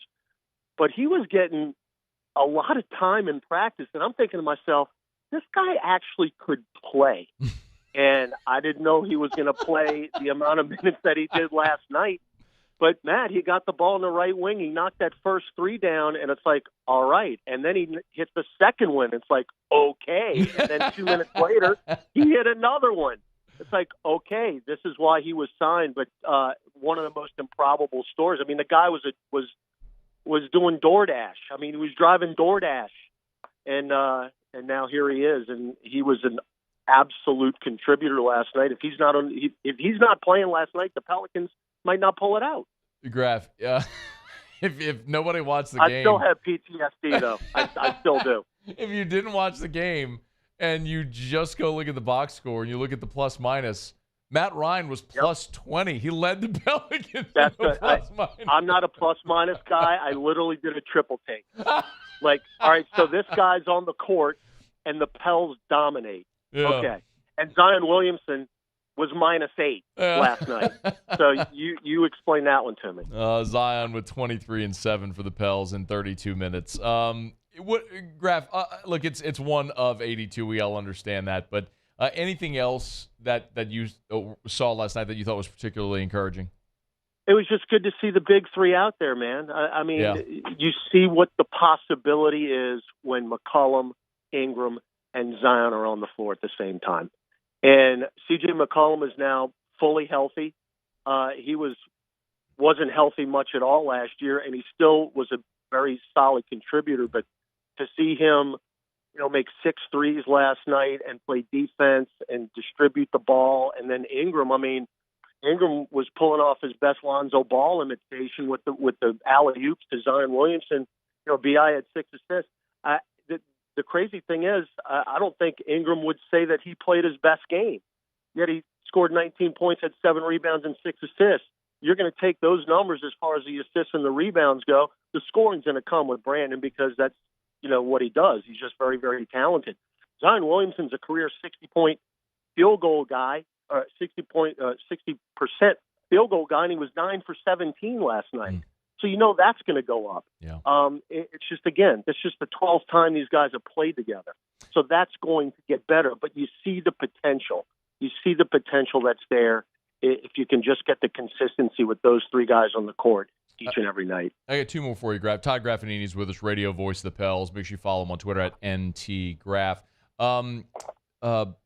One of the things that we talked a lot about, and I know it was a big point of criticism of Willie Green a year ago, were a lot of the rotations. Anything that you noticed that was different yesterday? Maybe anything that Willie changed? I get it; it's a small sample, but anything stand out there? Not really. Okay. I mean, Jonas played 29 minutes last night, which is really a lot for him. They did take him out of the lineup to go a little more small ball 5. They put Zion at the 5 a couple times. But you know what really impressed me?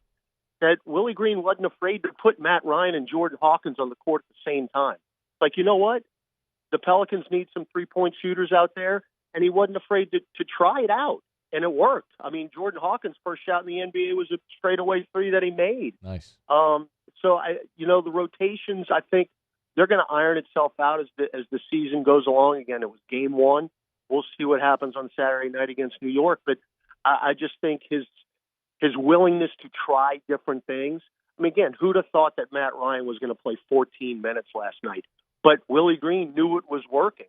So why are you going to take him out of the ball game? So I think that was really – and look, I thought Larry Nance played really well, even though he only scored 2 points. He had 8 rebounds. And, look, Herb Jones, he is so underrated, even though everyone in New Orleans doesn't think so. He scored 13 points, Matt, but he hit 2 threes. He had 8 rebounds, 3 assists, a steal. He just quietly goes about his business and one of the best defenders in the NBA. So it was really a team effort, and it was just good to see because, like you said earlier, Memphis is a tough place to play. No, they didn't have Ja. They didn't have Steven Adams. Well, like I said, that's a them problem. That happens. That's the NBA. What last I saw, we didn't have Trey Murphy out there knocking threes down. So it is what it is. You got to stack wins. Everyone in this league is important because you never know what game could keep you out of a spot when you're talking about the postseason. So they all count. Last thing, what about the rookie, Dyson Daniels? Got some run last night. What'd you think? Played okay. At 6 points, was aggressive, got to the lane, hit a runner in the lane, which was really nice. Did get into some foul trouble, but he had 5 rebounds, couple steals. And he is going to be a big part of this team this year. I would think after the starters come out, he's going to be 1 or 2 off the bench. They really want to get him involved because he's a big guard. He's 6'7". He can handle the ball. He's an outstanding defender, and he's a very underrated passer as well. What he needs to do is get a little more aggressive offensively, but we saw a little glimpse of that last night when he drove to the hoop. Yeah, it was a beautiful move in the lane, little spin, went on the right side, and kissed it off the glass. You can see the ability is there, man. It's going to be fun to watch this team as we move throughout the year. Todd Graffagnini, Pels back on the floor, home opener Saturday night. They're at the Blender against the Knicks coming in. Pels should be home favorite in that game. See if they can push it to 2-0 on their way to 82-0. Graff, we appreciate it. Merry Christmas. Baby, please come home. That is Todd Graffagnini, the radio voice of the Pels, fired up for it. I tell you, man, look, we got the Christmas lights up at the Scone household. Been telling y'all, got lit, came by the house, did their thing on Sunday, so we're ready. House is glowing like the Griswolds. You can look. I posted on Facebook. You can go see our house. They did an awesome job. Shout out to Derek and the guys over at Got Lit, GotLitLights.com, GotLitLights.com. Super easy, man. They came out and that ain't it. They came out and they did the lights and they were there at like 7:45 on Sunday morning. They were gone a little after lunch. They did a freaking amazing job. House looks beautiful. So some of y'all were telling me, hey man, it's not even Halloween. You already got the Christmas lights up. All I'm gonna say is don't wait. Like my understanding with them is like by Thanksgiving. They're done. So if you're interested, you better holler at them. Got Lit has been a great sponsor of ours on Whiskey and Wine with me and T-Bob all throughout the football season. So, hey, man, look, got my Christmas lights up. Pelicans tip off to get a win. It's Christmas, y'all. It's Christmas around these parts. Okay. Appreciate Graff for a couple of minutes. It's after further review. Let me knock out a quick break. Come back. We'll do our what to watch for this coming football weekend. Deli's with us 30 minutes from right now. Mike Triplett in 45 minutes. Ton to do. Glad you're here. It's AFR. AFR. Brought to you by Darin James and Associates, brokered by eXp Realty. Every home listed by every company all in one place. You know where to find them. It's agent225.com. That's agent225.com. Remember this. If you're thinking about selling your home, call Darin James, because there is no other realtor. Let me say this clearly. There is no other realtor that is going to offer you a guaranteed sale program. Darin James, we call it the Guaranteed Sale Program. Darin James is going to sit down with you, and you'll agree to a price and a deadline. If he doesn't sell your home at that price by that deadline, he'll have your home bought with cash, or he'll sell it for free for his half of the commission. What do you have to lose? Nothing. Call Darin James and start packing. 335-7666. 335-7666. That's Darin's cell. 335-7666 or agent225.com. Think real estate. Think Darin James. Bayou Ford is taking $10,000 off MSRP on select new 23 Ford F-150 trucks. And all new Bayou Ford vehicles come with a 1 million mile warranty. The crew at Bayou Ford is going to do right by you. The Windsor Senior Living Community in Mandeville, Louisiana is a beautiful, vibrant apartment community geared toward seniors.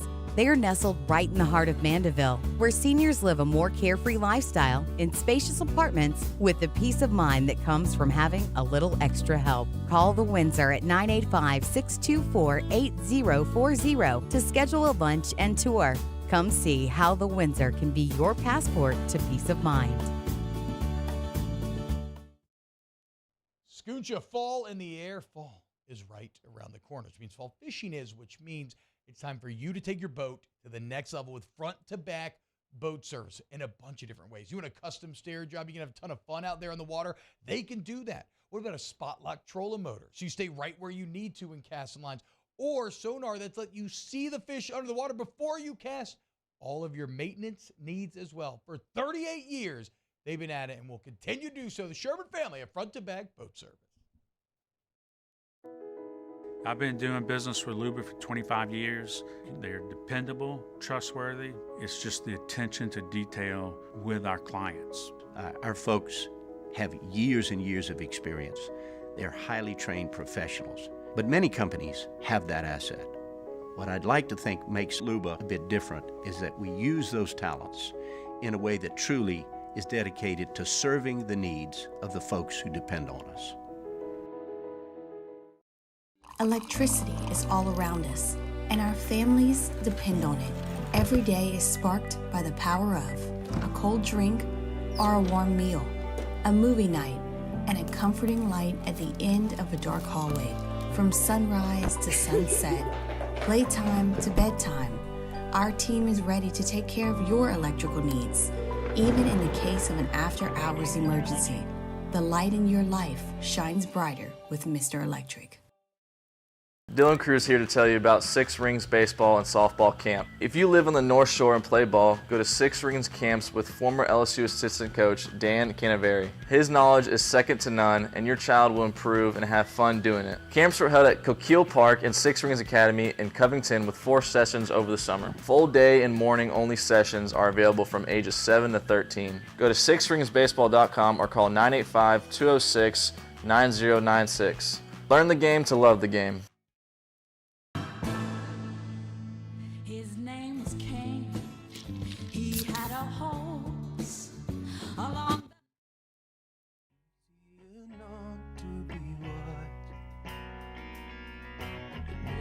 These things by your grace. I sank into Eden with you. After further review with Matt Moscona, presented by the Aesthetic Medicine and Anti-Aging Clinics of Louisiana, Baton Rouge, Lafayette, and online at theantiagingclinics.com. You know, I like when Alondra's here because we transition from like emo, muso, like synthesized drum beat bed music to to 90s grunge and alt rock. It's still emo. This is not emo. A little. No, it's not emo, Alondra. Angsty. I refuse to allow that comparison. I think every genre is rooted in some part of the past that are their influences, but emo is a very specific sect. It is a very specific genre, and I refuse to allow you to define 90s alternative and grunge as emo. That will not be tolerated here. Okay. All right, thank you for being so agreeable. That's just a total 180 from Musso, who's normally very combative on everything I say. So I feel like, am I right on this, Paulie? It's like when Musso's here, if I engage him on anything, I have to sharpen my knives because he's just never going to stop. No, he doesn't. It's like, kid, how many? It's like, in the Breakfast Club. This is a super old reference, damn it. But the bad kid in the Breakfast Club, when the principal comes in and he's like, "You want another one? You got it." Yeah. Yeah. It just won't stop. Like you that's mess with the Musso. bull. That's Musso. Like, I got you for the rest of your natural born life. Like, that's Musso. That fits him to a T. Right? Yes. It's like, bro, just shut up. Just stop. Anyway. And Alondra's like, yeah, that's cool. We're good. Yeah, I won't call it emo anymore. Thank you, Alondra. Okay. Every Thursday, as we push off from the dock for the football weekend, we do what to watch. 3 topics that we're keeping an eye on over the football weekend. So hit it. I'm guessing you don't have the open. I don't have the open. Yeah, just hit me with the bed music Here's then. some music. Muso's got it buried somewhere in there, so we'll find it eventually. Oh, I like this. Tonight, turn it up a little bit. In the year of our Lord 2023, the 26th day of the 10th month, week 8 of the National Football League will embark upon a journey of glory. Turn it up a little more. The Buccaneers of Tampa Bay sail into Buffalo, where Josh Allen and the Bills await. And you can watch it on Prime Video. It's exactly what the voice guy for NFL Films was always thinking he'd say, right, Paulie? You nailed it. Prime Video. All right, Paulie, you do the honors here. What you keeping an eye on? Hit me with your 3. So this is one of the bigger games of the weekend in college football. It's one of 2 ranked-on-ranked matchups. It's Oregon and Utah. Utah is coming off the thrilling win over USC. Both teams are in the middle of the Pac-12 race. The winner gets a big boost while the other they're both still looking up at Washington. And Bo Nix is trying to remain relevant in the Heisman race. Okay. Oregon and Utah. Where is that game? I believe in Utah. You believe, or it is in Utah? 99% sure it's Utah. Paulie, we got to be accurate here, brother. I need to know. That's massively significant. If it's at Rice-Eccles Stadium, that's a significantly different game when Utah's at home as opposed to when they're on the road. It is in Utah. Okay. Utes got themselves a shot at pulling the upset, man. Keep an eye on that. Do you have the little transition swoosh? I don't. You don't. Can you just go? All right, there you go. Paulie next. Stay hot, Muso. Not even here and he's screwing up the show. All right, what you got? So my other one is Bengals 49ers. 49ers are coming off back-to-back losses. Quarterback Brock Purdy is in the concussion protocol, so looking like he won't play. I know. Sam Darnold would get the start. Bro, what if Sam Darnold... I'm sorry, finish. I'm sorry. No, you're good. Bengals starting to hit their stride. They're still looking to make some ground in the AFC North, and the 49ers are looking not to give up any more ground in the NFC race. What if Sam Darnold goes out there and just slays? Which, by the way, with the 49ers is super likely. Very because possible. Every damn body they throw out there at quarterback is good. Like, you can tell me all you want about how great Brock Purdy is. I watched that game on Monday night, and I watched him pee down his leg with 2 interceptions in the final 5 minutes. Like, He wasn't good. Brock Purdy was not good on Monday Night Football. So, I mean, I've watched Brock Purdy. I've watched Jimmy G, who objectively is a bad quarterback right now in Vegas. He took them to a Super Bowl, and they had a 10-point lead in the fourth quarter. Yeah. Like, I mean, how many times do we have to see? Trey Lance won there when he had his opportunity because of injury. Like, who are they playing again? Niners against... Bengals. Oh, it's the Bengals. Bro. Is that in San Fran or in Santa Clara? It is. Watch Sam Darnold go like 18 of 24. Like for 215, 2 touchdowns, no picks, run for 15 yards, and the Niners win like 31-17. Watch that Very type possible. of game happen, and everybody's going to go, Sam Darnold! Christian McCaffrey doesn't stink either. No, Christian McCaffrey's a good player, bro. The defense is pretty good, too. Yeah. We have an update on Fred Warner I don't and see Greenlaw. one. Warner and Greenlaw both got hurt in a game on Monday Night Football. Those dudes are studs. Anyway. All right, what's your... Oh, Alon. Thank you. Paulie, last one. My last one is the Battle of New York. The Jets versus the Giants. The Giants are technically the home team, even though it's, they both play in MetLife. The result could determine if each team is a buyer or seller at the trade deadline. If the Giants lose, they could become sellers. Jets win, they might become buyers. I'm interested to see which struggling quarterback will take a step forward. Okay. Thank you.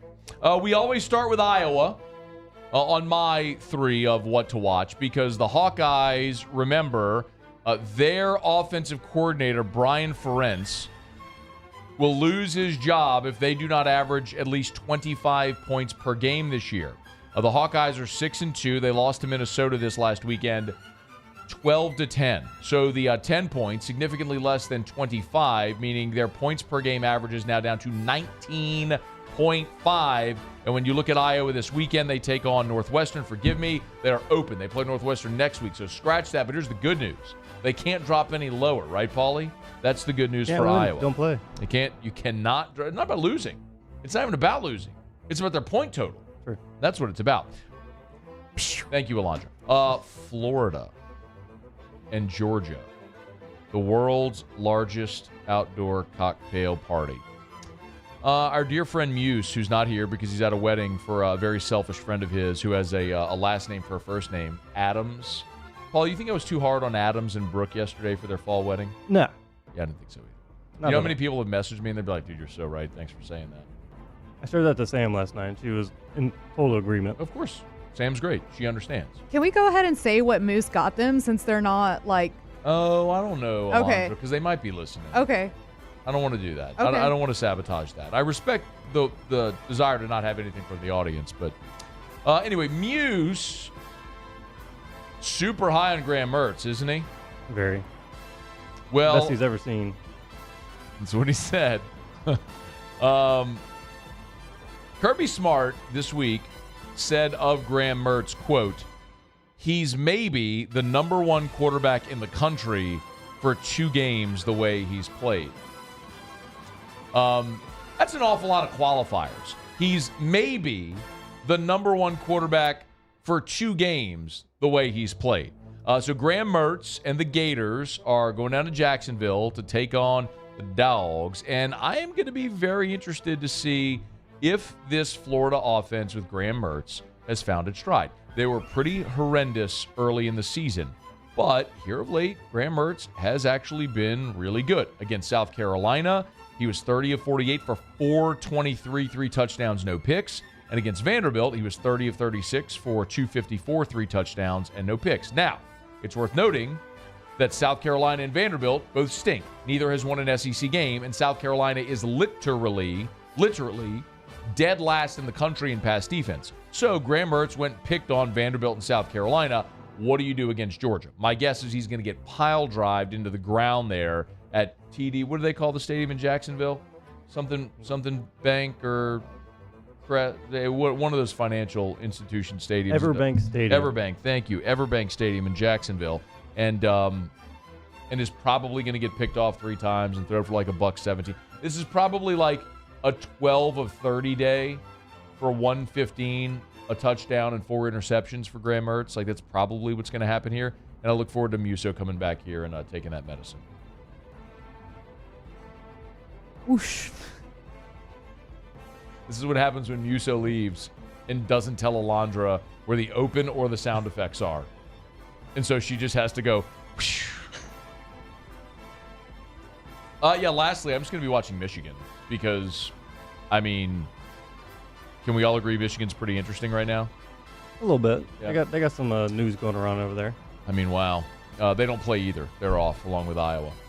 They play next week. But I want to watch what continues on with this investigation. And Dellenger is going to be with us in 17 minutes because,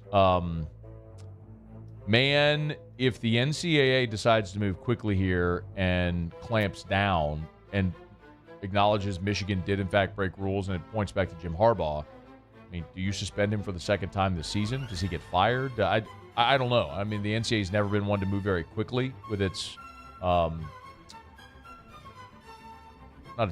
with its penal system, with its levying of punishments. But maybe this is one that's moved very, very quickly, and they have evidence that's been turned over against Michigan, and it could affect a team that's right now 8-0, 5-0 in the league, and number 2 in the country. So, see.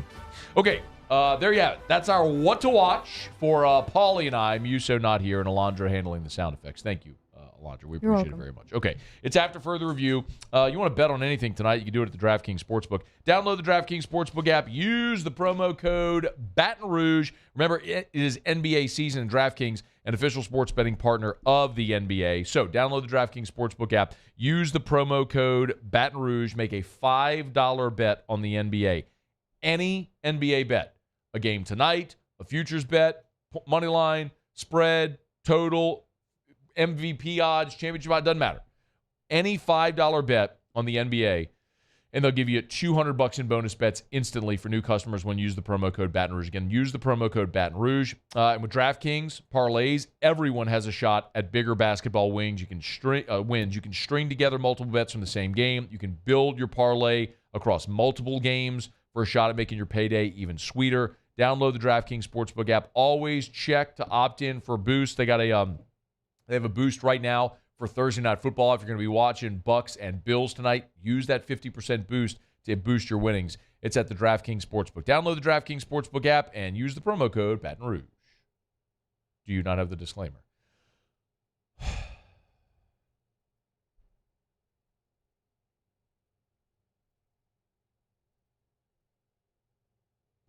21 and older, physically present in Louisiana. Select parishes only. Bonus bets expire 168 hours after issuance. Eligibility and deposit restrictions apply. Terms at sportsbook.draftkings.com/basketball terms. Licensing partner Golden Nugget Lake Charles. Gambling problem? Call 1-800-GAMBLER. 1-800-426-2537. Okay. It's after further review. We are just absolutely a picture of efficiency today. Apologies for that.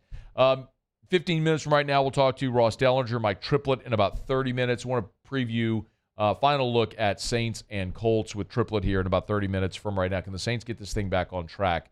How's it gone this week around the Saints organization? We'll touch base with Mike Triplett as we do every single Thursday here on AFR. All right, glad to have you hanging aboard with us. Alondra will do Tigers and the Pros when we come back with Muso out. If you'd like to, you can always email us. You could text us, call, tweet, text the show, 225-396-4400, 396-4400, 396-4400.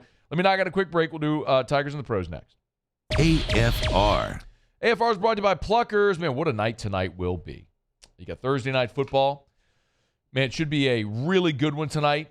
NFC South opponent in action tonight with Tampa Bay at Buffalo. Of course, the Bills are a trendy pick for the Super Bowl. So Bucks at Buffalo tonight. If you don't have Amazon Prime, no worries. Go to Pluckers. They've got it. You can watch Thursday Night Football tonight at Pluckers. The NBA is in full swing. You got the Sixers and the Bucks tonight. You got the Suns and the Lakers. If you need a place to watch, get by Pluckers. Either location. Nicholson just south of campus or Bluebonnet right in front of the Mall of Louisiana. They got Thursday Night Football in the NFL and in college. You got an ACC matchup tonight with Syracuse, Virginia Tech. You've also got Georgia State against Georgia Southern. Georgia State will be in Baton Rouge here in a few weeks. So you want to watch all your college football action, your NFL action, NBA, NHL, great time to do it. And the best place to do it is at Pluckers, where every Thursday is all-you-can-eat boneless buffalo bites. It's Pluckers if you don't like our wings. We'll give you the bird.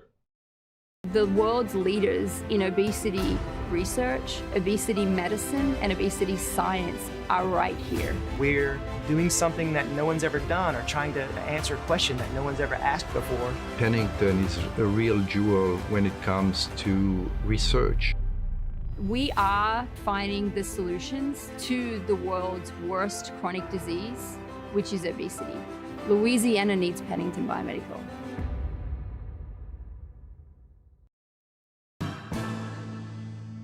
His name was King. He had a horse along the countryside. I saw him ride. One day they found him. Life in Louisiana is like a run-on sentence. A poem that doesn't rhyme. Life is here, now. For life's moments, big and small, always there. the right card, the right care. Running Boards Marketing can help you get their attention. Imagine your brand's message on a giant LED billboard truck that can't be skipped and is nearly impossible to ignore. Running Boards Marketing is the leader in effective and affordable advertising on digital mobile billboards, which are 2 times more effective than traditional billboards. With a 97% recall rate, you'll leave a lasting impression with your customers.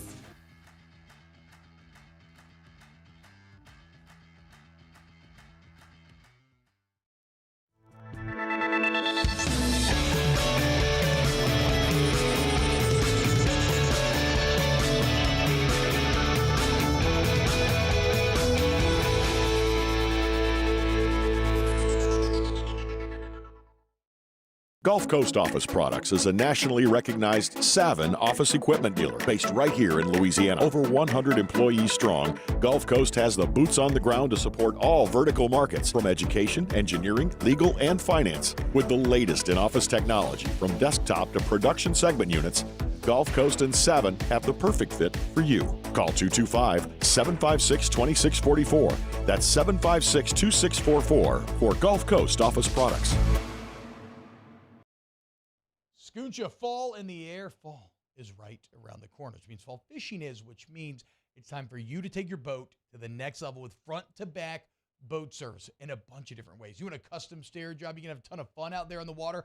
They can do that. What about a spot lock trolling motor? So you stay right where you need to in casting lines. Or sonar that's let you see the fish under the water before you cast.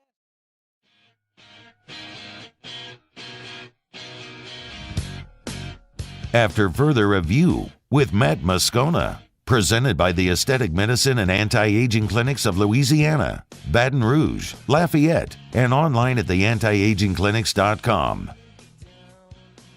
All right, wrapping up hour number 2. We're glad you're hanging out with us here. Always appreciate our friends at the Aesthetic Medicine and Anti-Aging Clinics of Louisiana, Baton Rouge, Lafayette, and online at theantiagingclinics.com. If you missed it, just as we were starting the show today is when the news broke out of Natchitoches that Northwestern State is canceling the remainder of its football season, and football coach Brad Laird has resigned effective immediately. This after the shooting death of junior safety Ronnie Caldwell 2 weeks ago. The investigation is still ongoing. But boy, it hardly feels like that story is over. Obviously, with the investigation still ongoing, it would have made a lot more sense. Like sometimes, and maybe this is just like, I understand y'all. I'm an opinion maker. That's what I do. But with a journalism background, you're taught naturally to be cynical and to question things and to ask questions. And I think there's a very obvious question amid all of this, which is, why didn't you do this 2 weeks ago? If the reasons really are as they're stated, and it doesn't feel like that's the case. It feels like there's more here and more still to be disclosed. So it doesn't change the fact that there's a tragedy where a young man was shot and killed. And it's led to this that is going to cause so much hurt for so many people. So we'll continue to follow that story as it continues to develop there in Natchitoches. Okay, it's after further review. Right now, Alondra, Tigers in the Pros. Tigers in the Pros. They still bleed purple and gold. They're just really rich now. Presented by Lee Michaels Fine Jewelry. Lee Michaels Fine Jewelry, where Baton Rouge gets engaged. Cam Thomas with the Nets came off the bench and played 25 minutes last night, shooting 13 of 21 with 36 points, 3 rebounds, 2 assists. And also on the Nets, Ben Simmons got the start last night, played 23 minutes, went 2 for 6 with 4 points, but he had 10 rebounds and 9 assists versus the Cavs, but Brooklyn just couldn't get it done. Final score there, 114 to 113 Cavs. Ooh. So they were almost there, but 114, couldn't get it. Yeah. Did Ben Simmons shoot a 3? No, he did not. Okay. Naz Reid with the Timberwolves had 10 points. 4 rebounds, 1 assist versus the Raptors last night. Final score there, 97 to 94 Raptors. And tonight, the 76ers are going to face the Bucks, so let's see if Javonte Smart gets the start there. And, of course, Game 1 of the World Series is tomorrow night. And shout out to Josh Smith. Cali High! That's what I had for Tigers in the Pros. Presented by Lee Michaels Fine Jewelry, lmfj.com. lmfj.com for Lee Michaels Fine Jewelry. Gentlemen, if you're thinking of popping the question, what a beautiful time of year to do that. Slip a gift in the red box under the tree from Lee Michaels Fine Jewelry. lmfj.com. Lee Michaels Fine Jewelry in Baton Rouge, New Orleans, Shreveport, and Lafayette, and online at lmfj.com.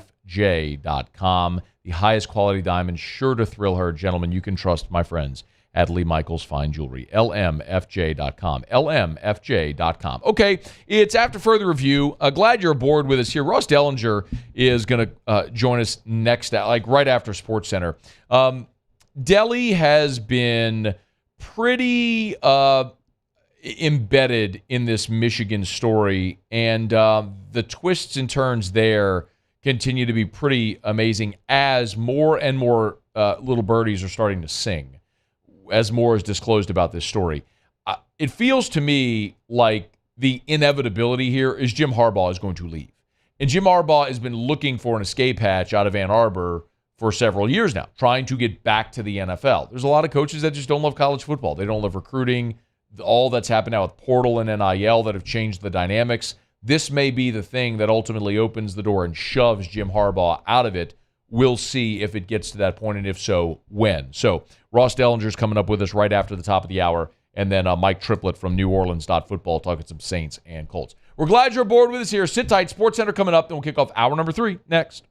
AFR. Brought to you by Shawbills, Shawbills Tire and Auto Service, ShawBillsTire.com, ShawBillsTire.com. Always encourage you to get to the website, ShawBillsTire.com, ShawBillsTire.com. More than 50 years, Shawbills has kept you rolling. They opened their doors back in 1968 when Mr. Charlie opened the doors, and, man, they've continued to treat their customers like family, but also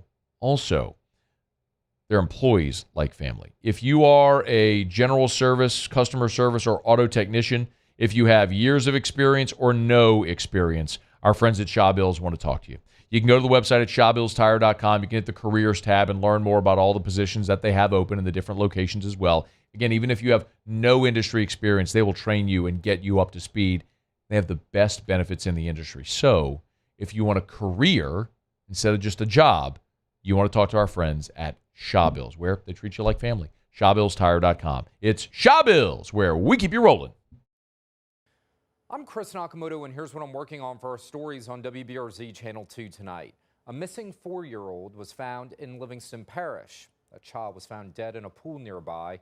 The shocking discovery and what the sheriff had to say about it as the investigation continues. I'm Chris Nakamoto from WBRZ. Watch more tonight on WBRZ Channel 2. I've been doing business with Luba for 25 years. They're dependable, trustworthy. It's just the attention to detail with our clients. Our folks have years and years of experience. They're highly trained professionals, but many companies have that asset.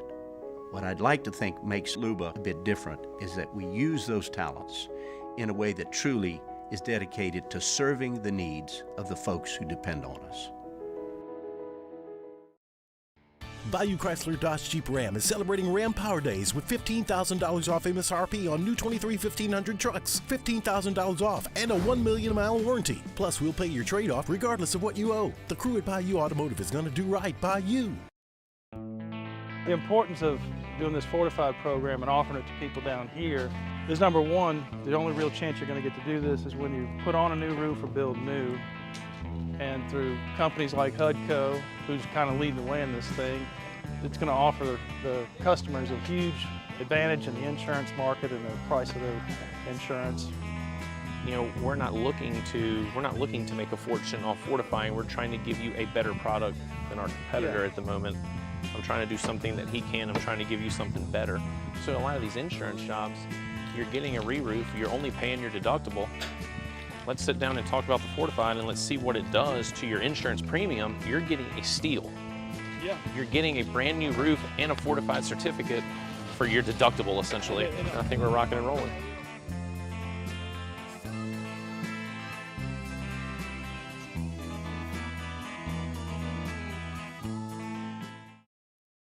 Running Boards Marketing can help you get their attention. Imagine your brand's message on a giant LED billboard truck that can't be skipped and is nearly impossible to ignore. Running Boards Marketing is the leader in effective and affordable advertising on digital mobile billboards, which are 2 times more effective than traditional billboards.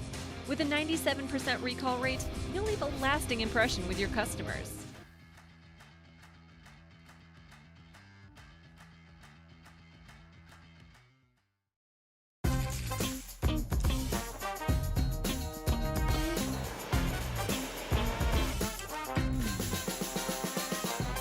The best kept secret in town is out. Discover Tallulah at the Renaissance Hotel on Bluebonnet.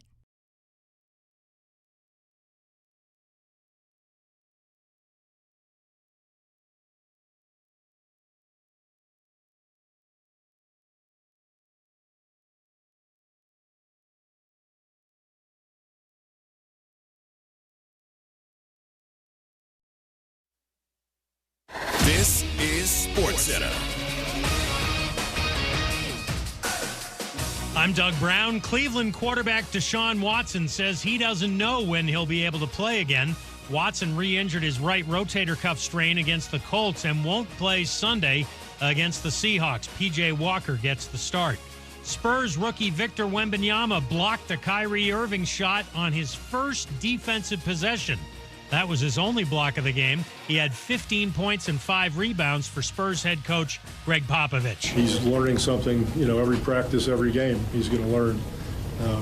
But I love his energy, his defensive energy. Offensively, he's learning how to, control a group out there. So it'll take a little bit of time to gel them together, but I was really pleased with them overall. Greg Popovich after game 1 for the rookie Wembanyama. One more season opener tonight. The Bucks host the 76ers. No James Harden for Philadelphia. He'll miss at least the first 2 games. Bradley Beal and Devin Booker are both out for the Suns tonight against the Lakers. Beal with tightness in his lower back. Booker has a foot injury. ESPN Radio is presented by Progressive Insurance. Progressive makes bundling easy and affordable. Get a multi-policy discount by combining your motorcycle, RV, boat, ATV, and more. All your protection in one place. Bundle and save at Progressive.com. Matt Moscona. I'm very important. After further review. Say it one more time. After further review with Matt Moscona. And here we go. Live from the Mercedes-Benz of Baton Rouge Studios. That's right.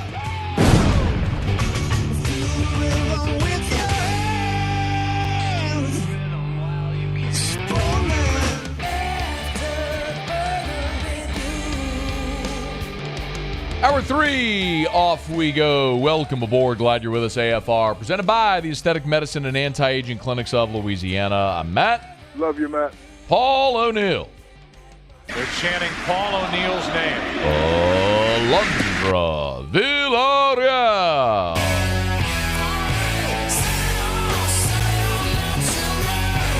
And Mr. Toby Tomplin.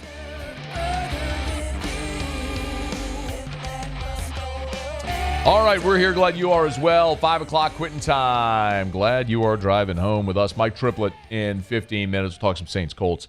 Our guy Delly's been all over the Michigan cheating scandal story. He's good enough to spend a couple minutes with us here. Ross Dellenger of Yahoo Sports. How are you, Delly? Good, Matt. How you doing? Man, I'm doing really well. Just assuming everybody knows everything to this point, what's the absolute latest on the Michigan story? Well, depends on who you believe. Okay. Some varying reports, but several reports. I think first it was the Associated Press who reported that NCAA investigators have interviewed members of the Michigan football coaching staff. There have been some contrary reports, but the Associated Press is a pretty respectable outlet, and they say that investigators have interviewed folks on staff, which shouldn't come as a surprise, right? When we reported this story last week, we reported that the NCAA was investigating Michigan for this issue, and what comes with investigations? Well, interviews with coaches. So there you go. So how I saw So this guy, what's his name again? The guy who was video and everything. Connor Scallions. Scallions, yeah. So he's buying tickets and then transferring them to people, and they're videoing people all over the country. As we keep going, Ross, it seems like every day there's like another layer as you keep pulling back layers of this, How deep does this go? Like, I mean, are we anticipating that we're going to find that Jim Harbaugh has had people videoing opponents for as long as he's been at Michigan? And it's like this super deep-seated controversy? I don't know. We haven't we haven't seen any of that yet. I think one of the most interesting stories I thought came from the Washington Post yesterday, who revealed that the NCAA learned of the Michigan sign stealing through an outside investigative firm who presented documents. This firm, unnamed firm, presented documents to the NCAA showing computer files and such showing Michigan's sign stealing scheme, even with documents outlining travel schedules for the in-person scouting and expenses. It's all pretty deep, but it only goes back to, I think, 2021. Okay. Stallions bought tickets to the SEC championship game in 2021. We reported that, but ESPN, I think, reported even earlier that season in 2021, there were tickets purchased to Big Ten games by Stallions. And, the idea is that he himself probably didn't go to a lot of these because he was on the Michigan sideline, but he sent associates or friends, or I think the Post mentioned student assistants even, to games to record the sidelines of future opponents. Man, I hope they weren't wearing Go Blue shirts sitting on the 50-yard line with their phone up the whole game. Ross Dellenger's with us. Is Jim Harbaugh going to get fired? Well, I think, one of the things in that Washington Post story I failed to mention was that the law firm, not the law firm, the investigative firm who presented the documents and got this started to the NCAA, did not have evidence that Harbaugh knew. Nothing linked Harbaugh to knowing. Now, obviously, it's pretty obvious. Jim Harbaugh knew that they were using information to steal signs. I mean, the sign stealer is right next to him on the sideline gesturing, talking to coaches. They're using a sheet with the hand signals of the opponent's signs on them. It's pretty clear. But did he know how, right, this person and this crew of people were obtaining the information? Because that's what's illegal. It's not illegal to steal signs and all that. You can do that. It's done quite a bit. I mean, shoot, Matt, for your audience, this would be interesting. I got a text last night from a former LSU staff member, said, "Hey, Ross, how you doing? I used to steal signs all the time while working for the Tigers. We did it all the time during a game, and we did it on TV broadcast. It's quite common. What's against the rule is going to a game, an opponent's game, in recording signs there. At the game, in-person scouting is what they call it. But back to your question about Harbaugh, apparently there's nothing for now that we know that links him to knowing about this array and big web of in-person scouting. But obviously, Matt, the NCAA, they changed their rule on head coach responsibility, I believe, last year, making it a little more strict. A head coach is responsible for the decisions of his staff members. So it'll be interesting, how to follow that. How much evidence do they really need that he knew about this? Because obviously he presided for a couple of years at least, right, over a staff of people who were out, breaking NCAA rules by scouting in person and then obviously using it on the sidelines. We also know, with respect to the NCAA enforcement and their protocols, they've been known to move very slowly.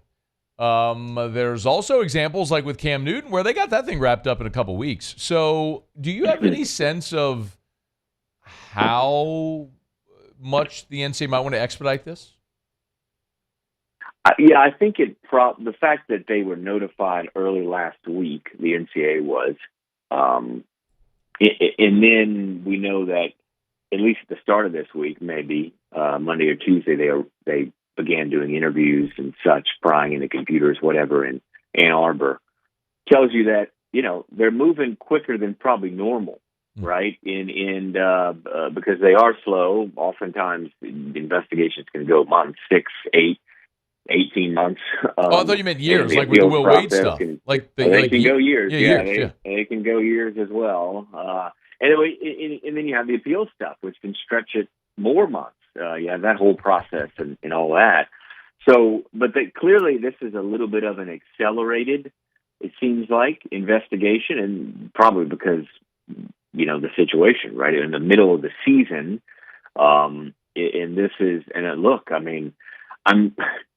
Connor Stallions has been suspended, right? So he won't be on the sideline to gesture things and whatnot. But Michigan still probably has a lot of content on its future opponents, on its computer systems from previous scouting. So you're in the middle of a season.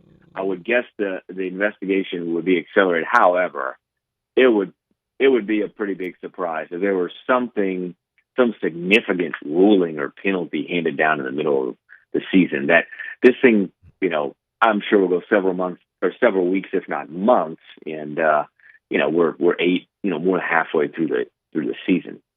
So Jim Harbaugh will be in the NFL by the time this thing gets decided, basically, I would think. Maybe, yeah. Okay. All right, 2 more things for you. Ross Dellenger is with us. He's on Twitter at Ross Dellenger. Get him at Yahoo Sports. You had a piece up about the Pac-12. Apparently the Pac-2 are suing the bejesus out of everybody. What's going on there, the latest with Washington State and Oregon State? Yeah, it's kind of complicated. Washington State and Oregon State are suing the Pac-12 and the 10 outgoing members. And they're suing them over governance. I know, right?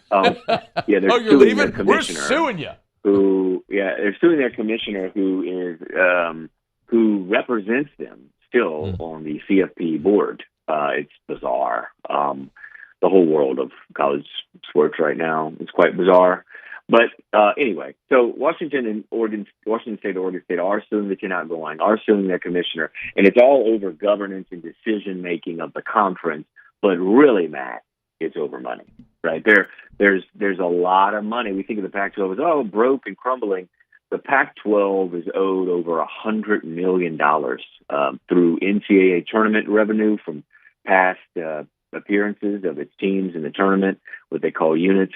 There are 2 more years on the Rose Bowl contract. Matt pays the Pac-12 $40 million a year for the next 2 years. That's $80 million. There's a lot of money coming to the Pac-12 if it still exists, which brings me to my next point.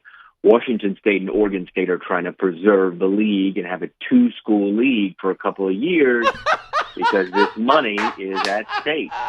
All of this money is at stake. Meanwhile, in the other corner, the 10 outgoing members say, they want the Pac-12 probably to dissolve. Yeah. That's the contention of Washington State and Oregon State. So the money then, the millions, is distributed to the schools, right, instead of this league. And they get all of it. If Washington State and Oregon State get a ruling from the court that most expect, which is you can have decisions over the league, you've got it, you can maintain the league, they will potentially get these millions of dollars. The problem with all this is being a 2-school conference. It's so right? good. Could you imagine? It's bizarre. And they're trying to put together a kind of an independent, like a Notre Dame-esque schedule next year by using some random non-conference games they've had scheduled and then making an alliance, a scheduling alliance of some sort with the Mountain West to fill the schedule. So it's again, college sports right now. Good. Oh my God! What a beautiful kiss on the way out. What a double bird to the rest of the league that's leaving them if they end up winning that. Okay, Ross Dellenger, that's awesome. I want Washington State and Oregon State to win so badly now. I am an engineer of chaos, Ross. You know this. I would just am rooting for chaos. I love this so much. I'm aware. And you know that I hate the little schools. I hate them all. So I'm such a college football elitist. I am. Hey, the last time you went, Matt, to me on air is when I said, hey, Ross, why is George Kliavkoff bad at his job? And you went, Matt. Well, now look at where we are. You want me to go pull the audio? Huh? I can pull it. Everything's recorded, Ross. Everything's recorded, just like the Michigan computers system. And right. with that is a perfect dismount. I thank you very much for the time. We'll talk soon. All right, buddy. See ya. That's Ross Dellenger. This is After Further Review. Mike Triplett is next.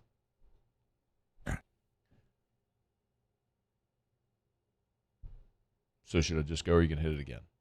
Because I don't know if the affiliates know. Affiliates, go to break if you haven't yet. AFR is brought to you by Rouse's, the official supermarket of the New Orleans Saints. Rouse's.com. Rouse's.com. Great deals. They got deals locked and loaded and heading on down. You can pay the same low price every day. They have locked in these prices, these drop prices for the rest of the year. Like Hormel chili, 15-ounce cans for $2.68 the rest of the year. The Swanson broth, 32-ounce, 2 for $5 for the rest of the year. The International Delight Creamer, God, Erica uses this stuff every morning in her coffee. 2 for $7, locked for the rest of the year. A gallon of Arizona tea, 2 for $7, locked in prices for the rest of the year.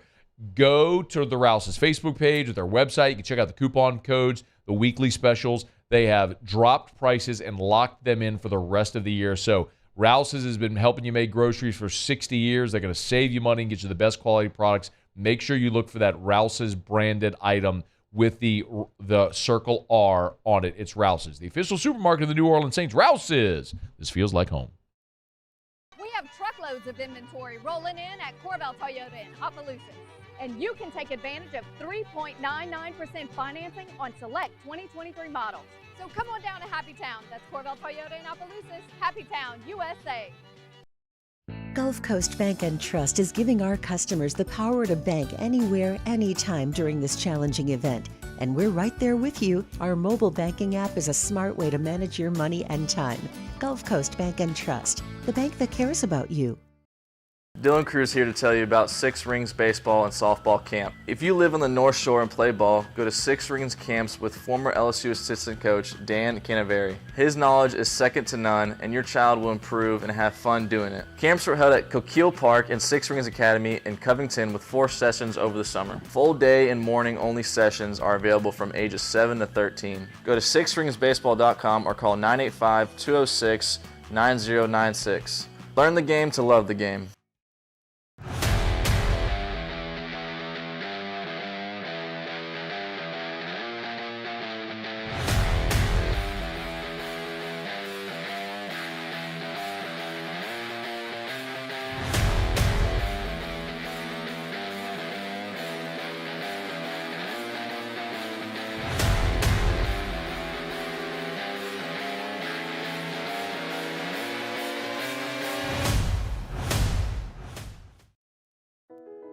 I've been doing business with Luba for 25 years.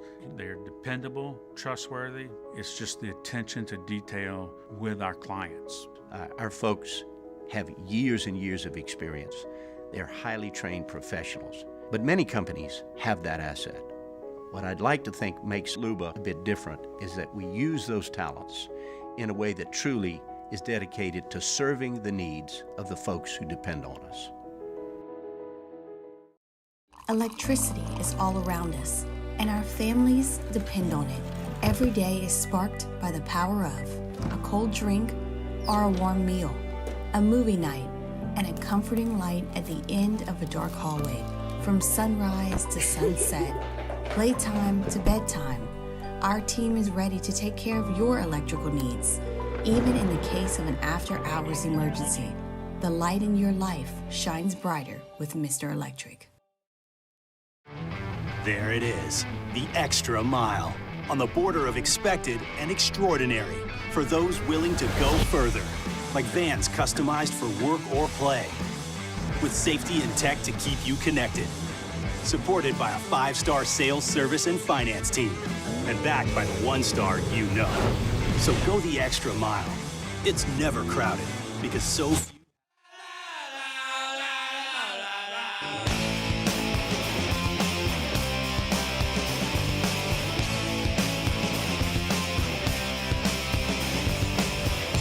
After Further Review with Matt Moscona, presented by the Aesthetic Medicine and Anti-Aging Clinics of Louisiana, Baton Rouge, Lafayette, and online at theantiagingclinics.com. Mike! Yeah? Saints coverage with some Mad Libs mixed in. Why don't you just go by Mike? It's time to talk black and gold with Mike Triplett of New Orleans Football, presented by Benny's Car Wash, family owned and operated since 1951. All right, let's do it Thursday. Good opportunity to catch up with our buddy Mike Triplett, New Orleans Football, presented by Benny's Car Wash. You get Mike on Twitter or X at Mike Triplett. How are you, man? Doing pretty good. How about you? I'm doing well, man. Look, I know last Thursday was pretty atrocious and vibes were really low, but typically as you get closer to a game and a game week, Mike, the fan base will sort of go through a healing and get themselves amped up and convince themselves why they're going to win the next week. What's it been like being around the team coming off the loss a week ago tonight? Yeah, they didn't.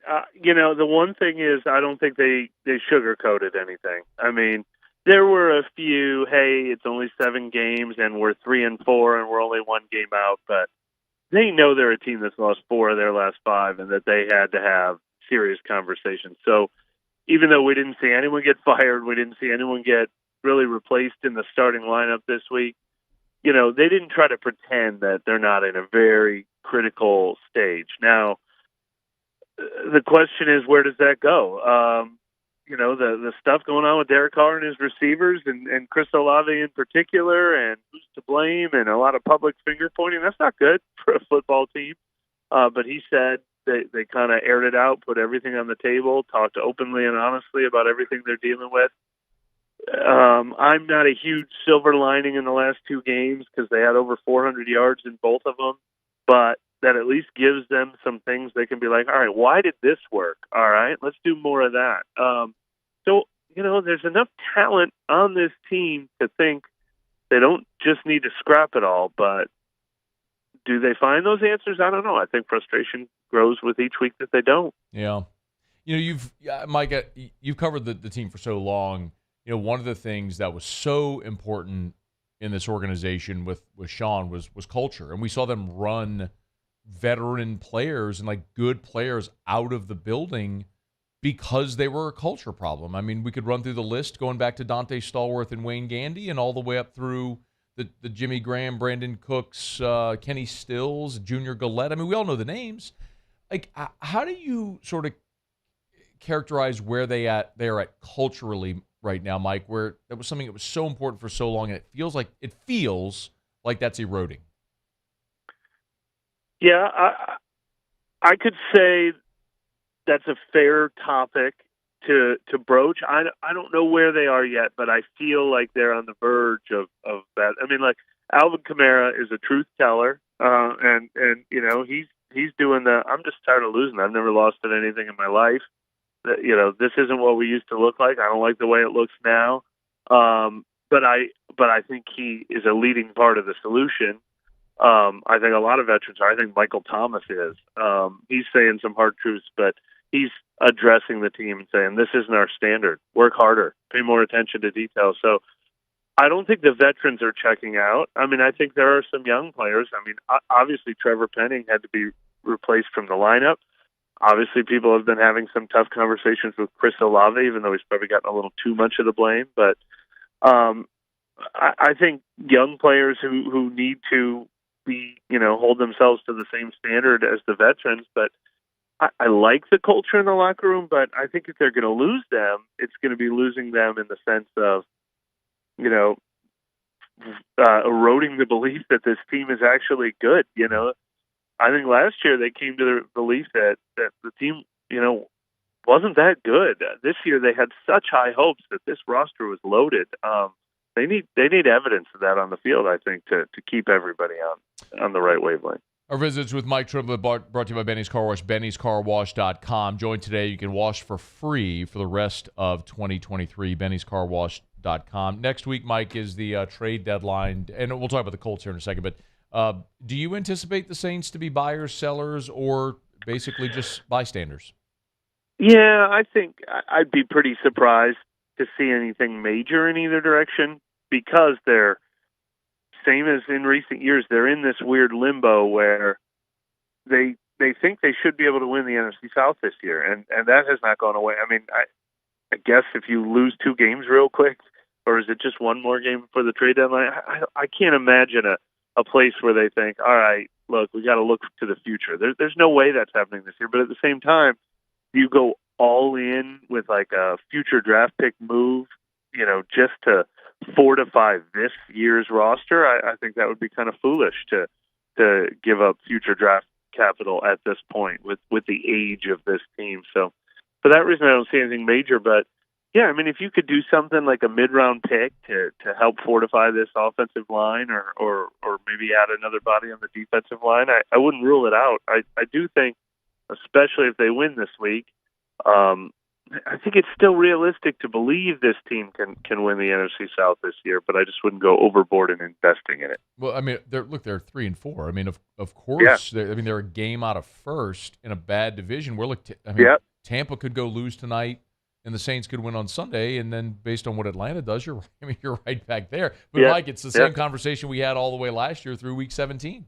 Where you were, it's slightly different. I mean, the difference between this year and last year is I like the ceiling of this team way more. I think last year's team, it was all about, well, maybe they can go 7-9, and 7-9 will win the division. I mean, this team should be better. I think that's what makes it more frustrating and more disappointing, and I think that's why more people are showing their frustrations and speaking out, because their potential is so much higher. And not realizing that potential is even more frustrating. But you can only say that for so long. I think we've kind of reached the point where you can't lose to Indianapolis and Chicago and keep talking about the potential of this team. That's fair. When you were with us last week, a hat tip to you. You correctly predicted what the Saints were going to do on the offensive line, with Cameron Irving playing at right tackle and Andrew Speed playing at left tackle. So hat tip to you. Look into your crystal ball. What do they do this weekend in Indy? Well, James Hurst isn't practicing this week, so Ryan Ramczyk is. So, I mean, the easy prediction is Andrew Speed stays at left tackle and Ryan Ramczyk stays at right tackle.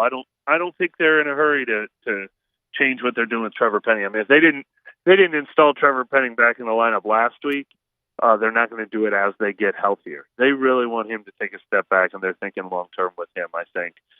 Now, Max Garcia left practice today with an illness.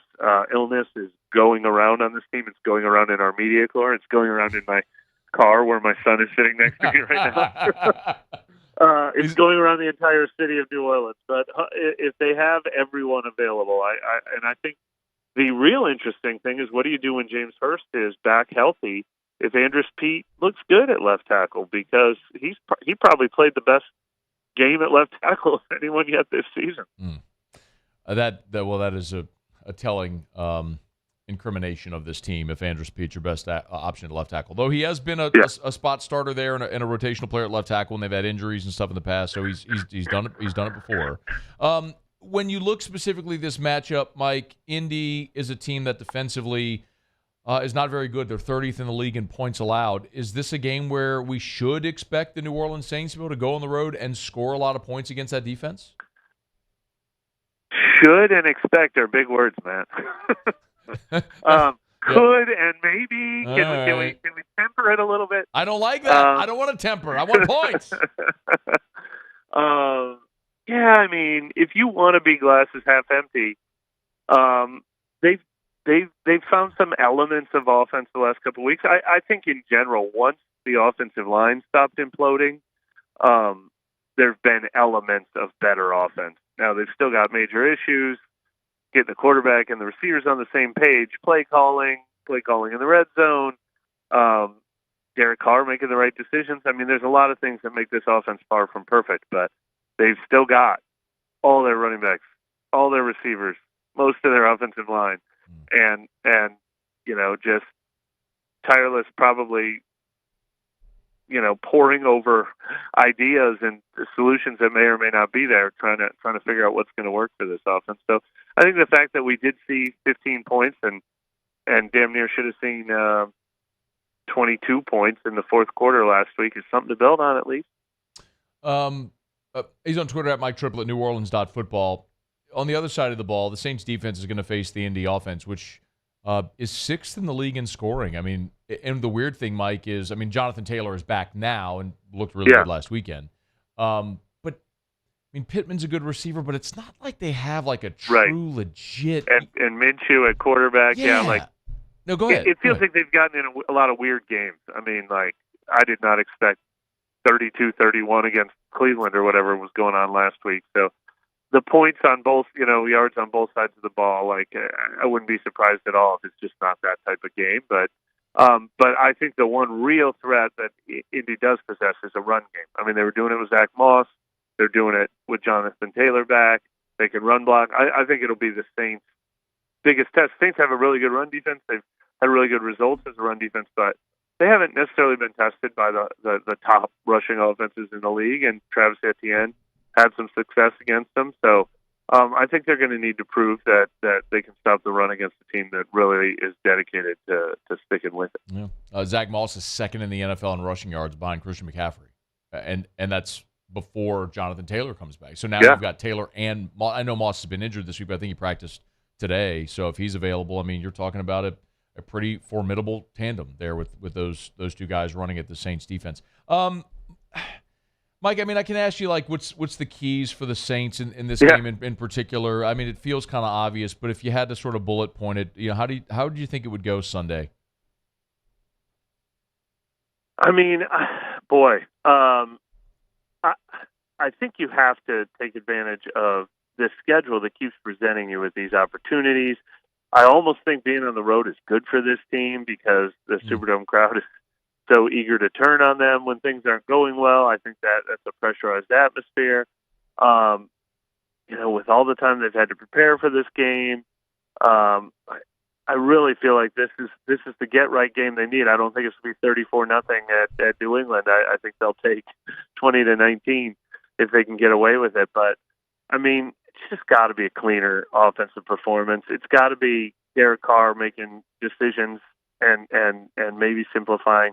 By simplifying the playbook, I don't mean only run 6 things, but only run things that your receivers are going to run well, and that there's not going to be any confusion and too much nuance for them. I mean, we saw them thrive in the 2-minute hurry up offense.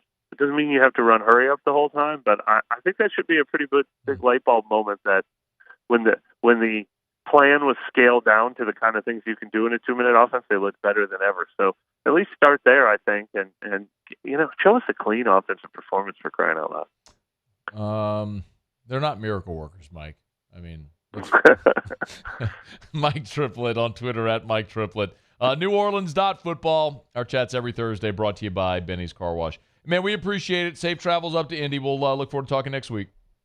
Thanks for having me. All right, man. Be well. That's Mike Triplett, brought to you by Benny's Car Wash. As we say, if you join today, you can wash free for the rest of 2023. So get to bennyscarwash.com, bennyscarwash.com. If you join one of the Benny's Unlimited clubs, you could buy today and wash free for the rest of 2023. Would highly recommend it. Did this a year ago when Mike started doing the segment with us, and I love being part of the Benny's Unlimited Club. It's so easy, and they even have the individual bays when you pull up that if you are an Unlimited Club member, like, it just reads the tag, the sticker on your windshield, so you just pull right up, and so you're going to get, like, front-of-the-line service for that as well. So bennyscarwash.com, bennyscarwash.com. Again, buy unlimited today and wash free for the rest of 2023. We appreciate Benny's for sponsoring our segment with Mike Triplett each of the last 2 years. All right, it's after further review. We're glad you're hanging out with us here and driving home. We'll not got a break. Come back. We'll preview Thursday Night Football. The Bucs are on the field tonight, so it's a game that, if you're a Saints fan, matters for the division. We'll get to that. A little more what Brian Kelly had to say as LSU's moving through its bye week. We got Otter Locks coming up here in less than 15 minutes. A lot to do still as we move through this Thursday edition of AFR. AFR. Hey, remember, if you haven't done it yet, call River City's 1 Hour Air. 752-0001, 752-0001, and schedule that preseason heater safety check. Remember, you want to do this before the cold weather comes. Have River City's 1 Hour Air, one of their expertly trained technicians, come out to your house and check on that heater to clean it, to tune it up, to make sure it's safe and efficient for the coming cold weather. The last thing in the world you want to do is crank on your heater, have these funny smells and noises, and have something wrong that could be hazardous to your home, your family. Don't take that risk. Call River City's 1 Hour Air. Look for the big yellow vans with the giant clock on the side. You see them all over town. They've been to my house. There's nobody else I'll call. They do expert work. They're always on time, or you don't pay a dime. 752-0001. 752-0001.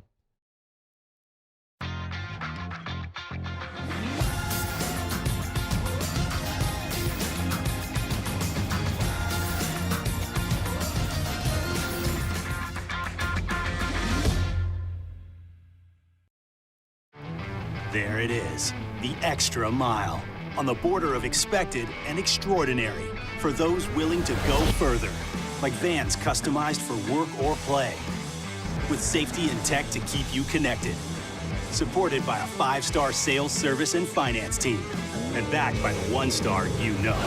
So go the extra mile. It's never crowded, because so few have what it takes to go there. Mercedes-Benz Vans. Was a humid day, barefoot children play, looking for that summer shade. Time just slips away. Oh, Louisiana, some kind of hold on me. Like cypress stumps, your roots are planted deep inside of me. Gulf Coast Office Products is a nationally recognized Savin office equipment dealer based right here in Louisiana. Over 100 employees strong, Gulf Coast has the boots on the ground to support all vertical markets, from education, engineering, legal, and finance. With the latest in office technology, from desktop to production segment units, Gulf Coast and Savin have the perfect fit for you. Call 225-756-2644. That's 756-2644 for Gulf Coast Office Products. Scooncha, fall in the air. Fall is right around the corner, which means fall fishing is, which means it's time for you to take your boat to the next level with front-to-back boat service in a bunch of different ways. You want a custom stair job, you can have a ton of fun out there on the water. They can do that. What about a spot lock trolling motor? So you stay right where you need to in casting lines. Or sonar that's let you see the fish under the water before you cast. All of your maintenance needs as well. For 38 years, they've been at it and will continue to do so. The Sherman family of front-to-back boat service. Running Boards Marketing can help you get their attention. Imagine your brand's message on a giant LED billboard truck that can't be skipped and is nearly impossible to ignore. Running Boards Marketing is the leader in effective and affordable advertising on digital mobile billboards, which are 2 times more effective than traditional billboards. With a 97% recall rate, you'll leave a lasting impression with your customers.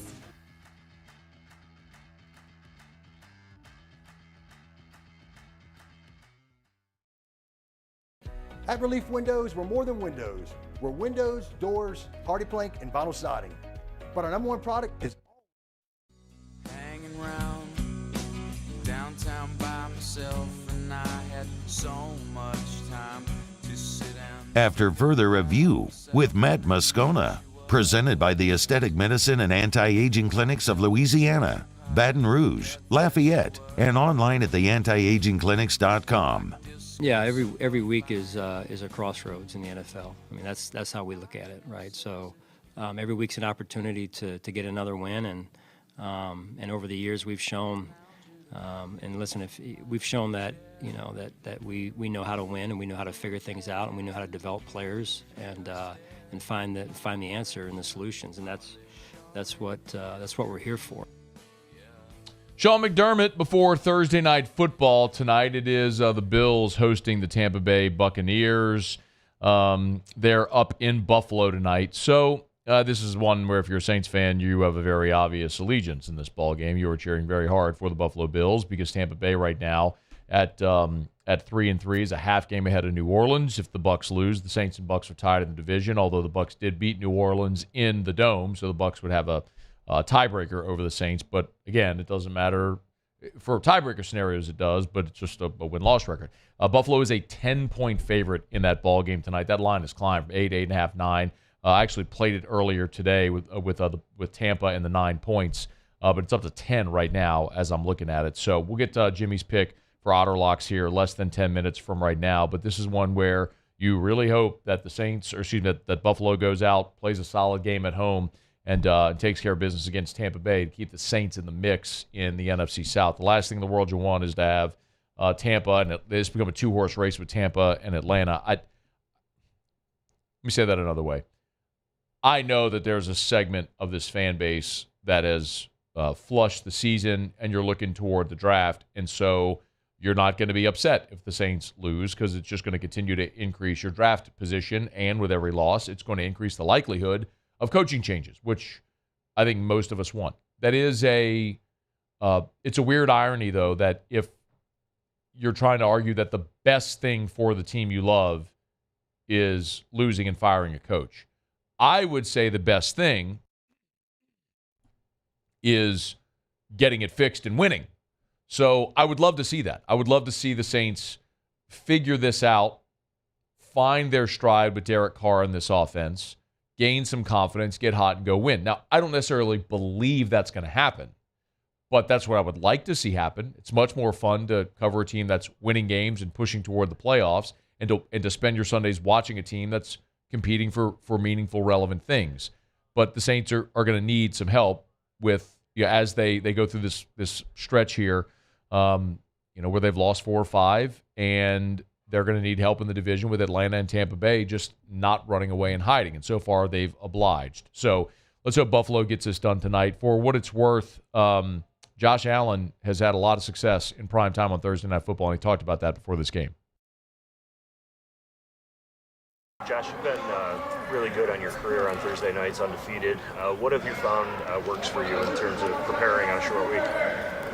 I mean, the system that we have in place, it allows us to still have some pretty complex calls. Our guys know it. We got some smart and tough guys on this offense that we feel like can play multiple positions. So that's we can keep it as simple as possible and just kind of run base stuff and feel like we have a pretty good plan in.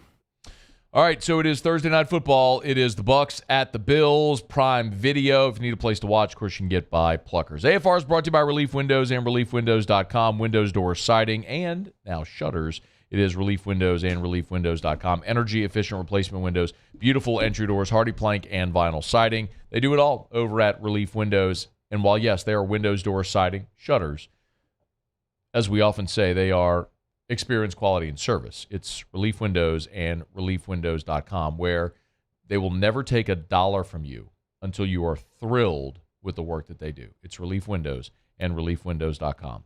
Windows, door, siding, Relief Windows and ReliefWindows.com. We had Graff on last hour. The Pels won their opener.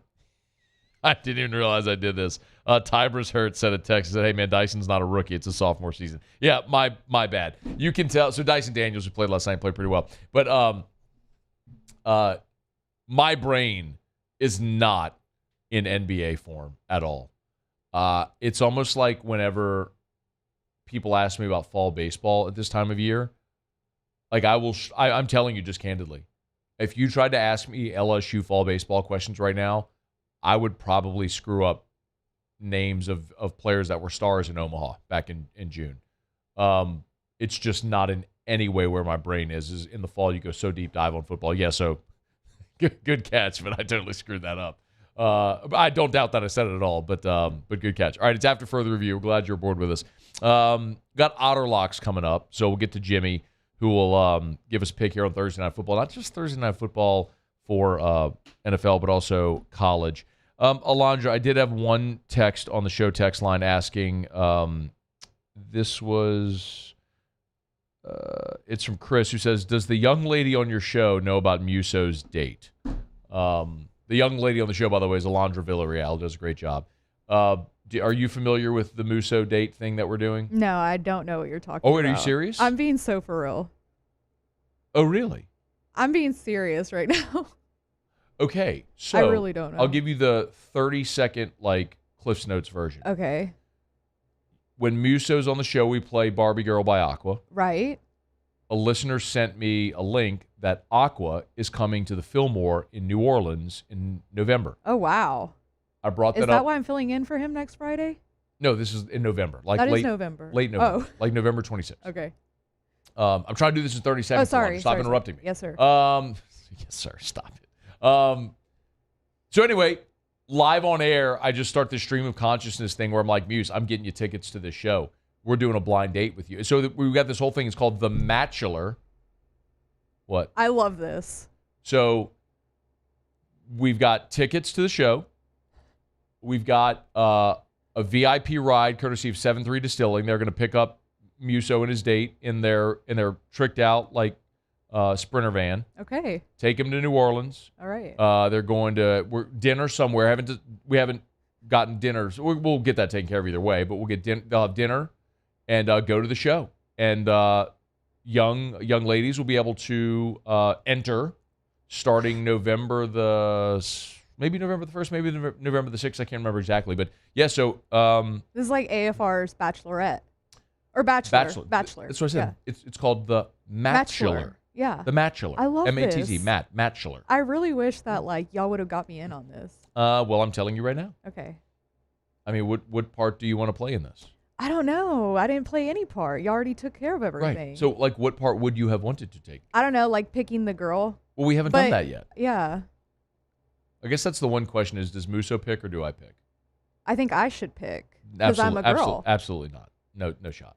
Why? Because a girl won't be as honest to a guy as a guy would be to a guy. That's fair.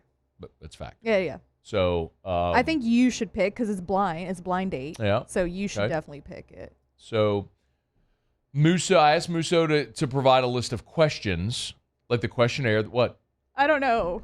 Do you want to look at the questions? I kind of do. Okay, yeah. no, that's fine. Yeah. They're not up on the website yet. Okay. So if you think anything should be edited, but Muso listed a list of questions. Okay. That will go on the form. So whoever's interested in maybe going on a blind date with Muse, fill it out. I love this. Yeah. And so we'll pick a winner, and then Muse is going to go watch on a blind date to watch Aqua. With one song. Like that. They got lots of songs. I know, but like you really think he knows all their songs? Of course not. Nobody knows all Nobody knows them. It's going to be good. I love this. This is going to be good. That's when sometimes having fun with just stream of consciousness radio pays off. Yeah. And saddling Muso with that bump years ago has paid off. Yeah. It took a lot of work to get to the point where we were actually going to pay off. But if ultimately he goes in the state and marries this girl, then I will be able to trace back to me saddling Muso with Aqua Barbie Girl as his drop. Yeah. To him finding the love of his life. And then Paul can edit like a tribute video. There you go, Paul. And put like you saying that in the video. Okay. I can totally do that. Yeah. Well, I mean, let's be very clear.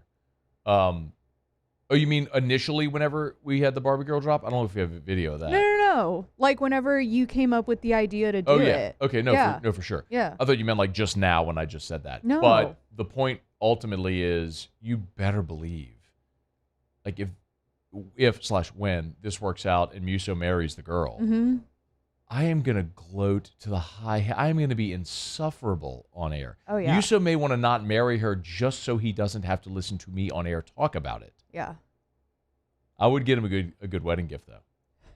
Do you agree that the wedding gift he got I agree. Adams and Brooke? I agree. Yeah, thank you. Yes. I mean. He told me what he got them, and I said, okay. Right. Yeah. I mean, whatever. He'll learn. But if he was here right now, Paulie, he'd just be fighting with me on every word. Oh, absolutely. That's how we roll. Old Muse. Muse is at a wedding. That's why he's not here. Rehearsal dinner tonight, wedding tomorrow. So Muse is out for 2 days. That's why Alondra's in. Okay, we got a break. When we come back, Jimmy will be here for Otter Locks. Let's find out what we're betting on tonight. That's next, AFR. AFR. Brought to you by the Watermark Hotel. Did you know that tomorrow, Friday, October the 27th, is Global Champagne Day? Did you know this? How about this? No, I didn't. Paulie? But man, I love champs. I had no idea. Tomorrow is Global Champagne Day. Somebody alert Rivers Huey as well. It's my day. Somebody alert Alondra Villarreal. And they are celebrating at the Gregory there at the Watermark Hotel, downtown Baton Rouge, with a special priced champagne all day, all Friday, at the Gregory, right there in the lobby of the Watermark Hotel. If you've never been to the Watermark, it is gorgeous. It is Baton Rouge's premier hotel property downtown. The Gregory in the restaurant in the lobby, The bar there at the Gregory in the lobby is just so gorgeous. It is the best place to go have a cocktail, a glass of wine, or a glass of champagne on Global Champagne Day. That's Friday. Get on by the Watermark Hotel. I've been doing business with Luba for 25 years. They're dependable, trustworthy. It's just the attention to detail with our clients. Our folks have years and years of experience. They're highly trained professionals. But many companies have that asset. What I'd like to think makes Luba a bit different is that we use those talents in a way that truly is dedicated to serving the needs of the folks who depend on us. His name was King. He had a horse along the countryside. I saw him ride. One day they found him. Moon Griffon is back. The voice of Louisiana politics makes his return to Baton Rouge. Catch the Moon Griffon Show weekdays from 9 to 11 a.m. on Talk 107.3. Bayou Ford is taking $10,000 off MSRP on select new 23 Ford F-150 trucks. And all new Bayou Ford vehicles come with a 1 million mile warranty. The crew at Bayou Ford is going to do right by you.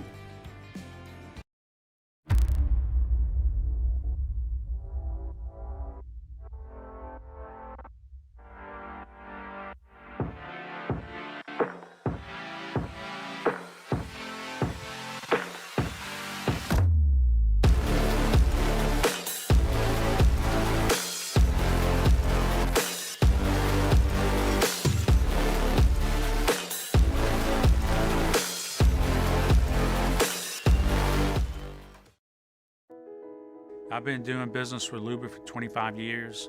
They're dependable, trustworthy. It's just the attention to detail with our clients. Our folks have years and years of experience. They're highly trained professionals. But many companies have that asset. What I'd like to think makes Luba a bit different is that we use those talents in a way that truly is dedicated to serving the needs of the folks who depend on us. Electricity is all around us, and our families depend on it.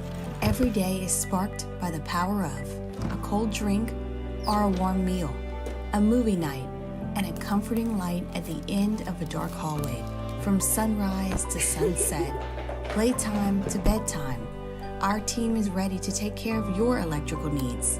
Even in the case of an after-hours emergency, the light in your life shines brighter with Mr. Electric. At Relief Windows, we're more than windows. We're windows, doors, hardy plank, and vinyl siding. But our number one product is always customer satisfaction.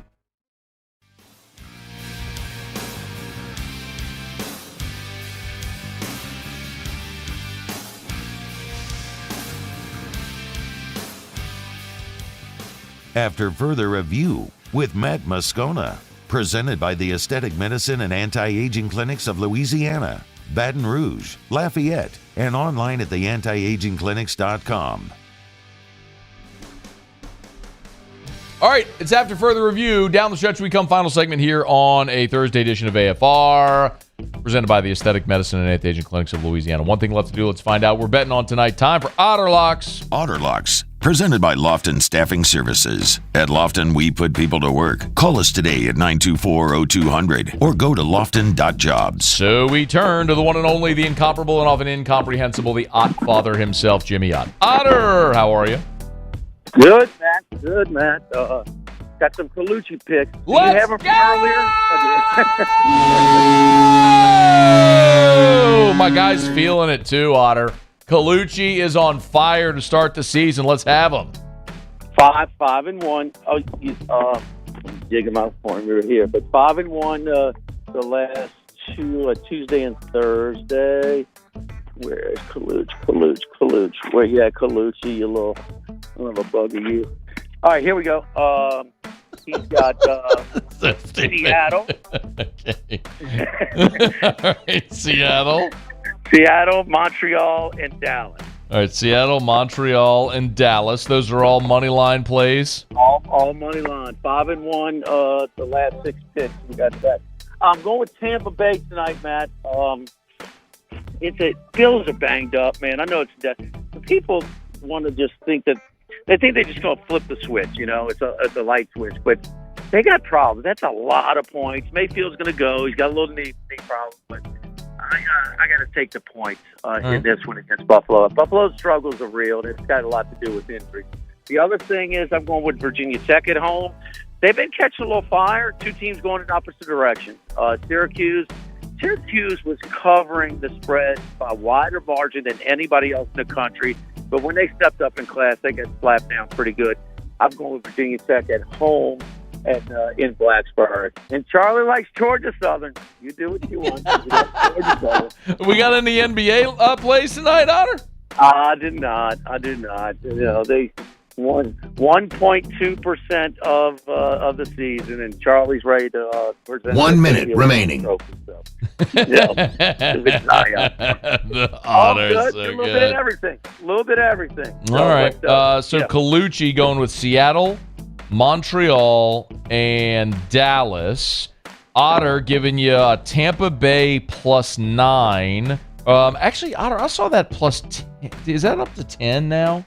It has been. It's going back and forth to 9.5 to 10. Most places kind of settling at 9.5. But no, I would late. Chalk early, dogs late. Yep. Public's definitely going to be on Buffalo. You might get 10. I would be patient on that one. All right, and Virginia Tech in the college football game. All right, Otter, where are you tomorrow? Rufino's, Little Football Friday.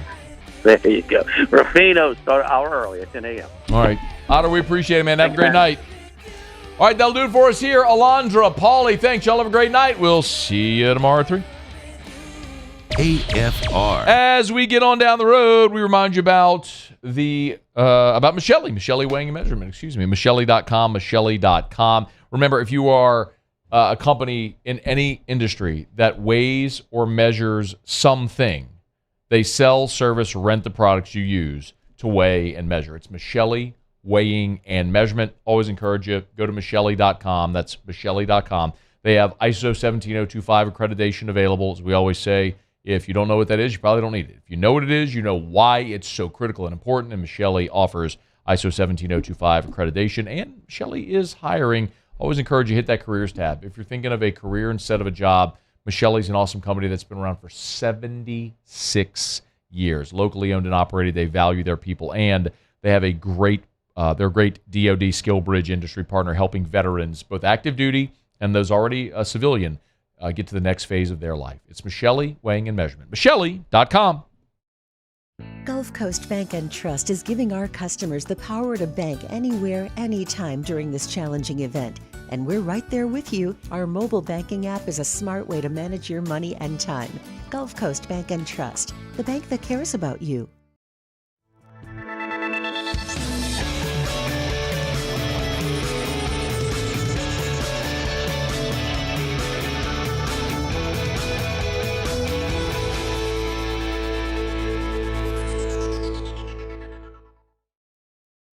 The Windsor Senior Living Community in Mandeville, Louisiana is a beautiful, vibrant apartment community geared toward seniors. They are nestled right in the heart of Mandeville, where seniors live a more carefree lifestyle in spacious apartments with the peace of mind that comes from having a little extra help. Call the Windsor at 985-624-8040 to schedule a lunch and tour. Come see how the Windsor can be your passport to peace of mind. Dylan Cruz here to tell you about Six Rings Baseball and Softball Camp. If you live on the North Shore and play ball, go to Six Rings Camps with former LSU assistant coach Dan Canaveri.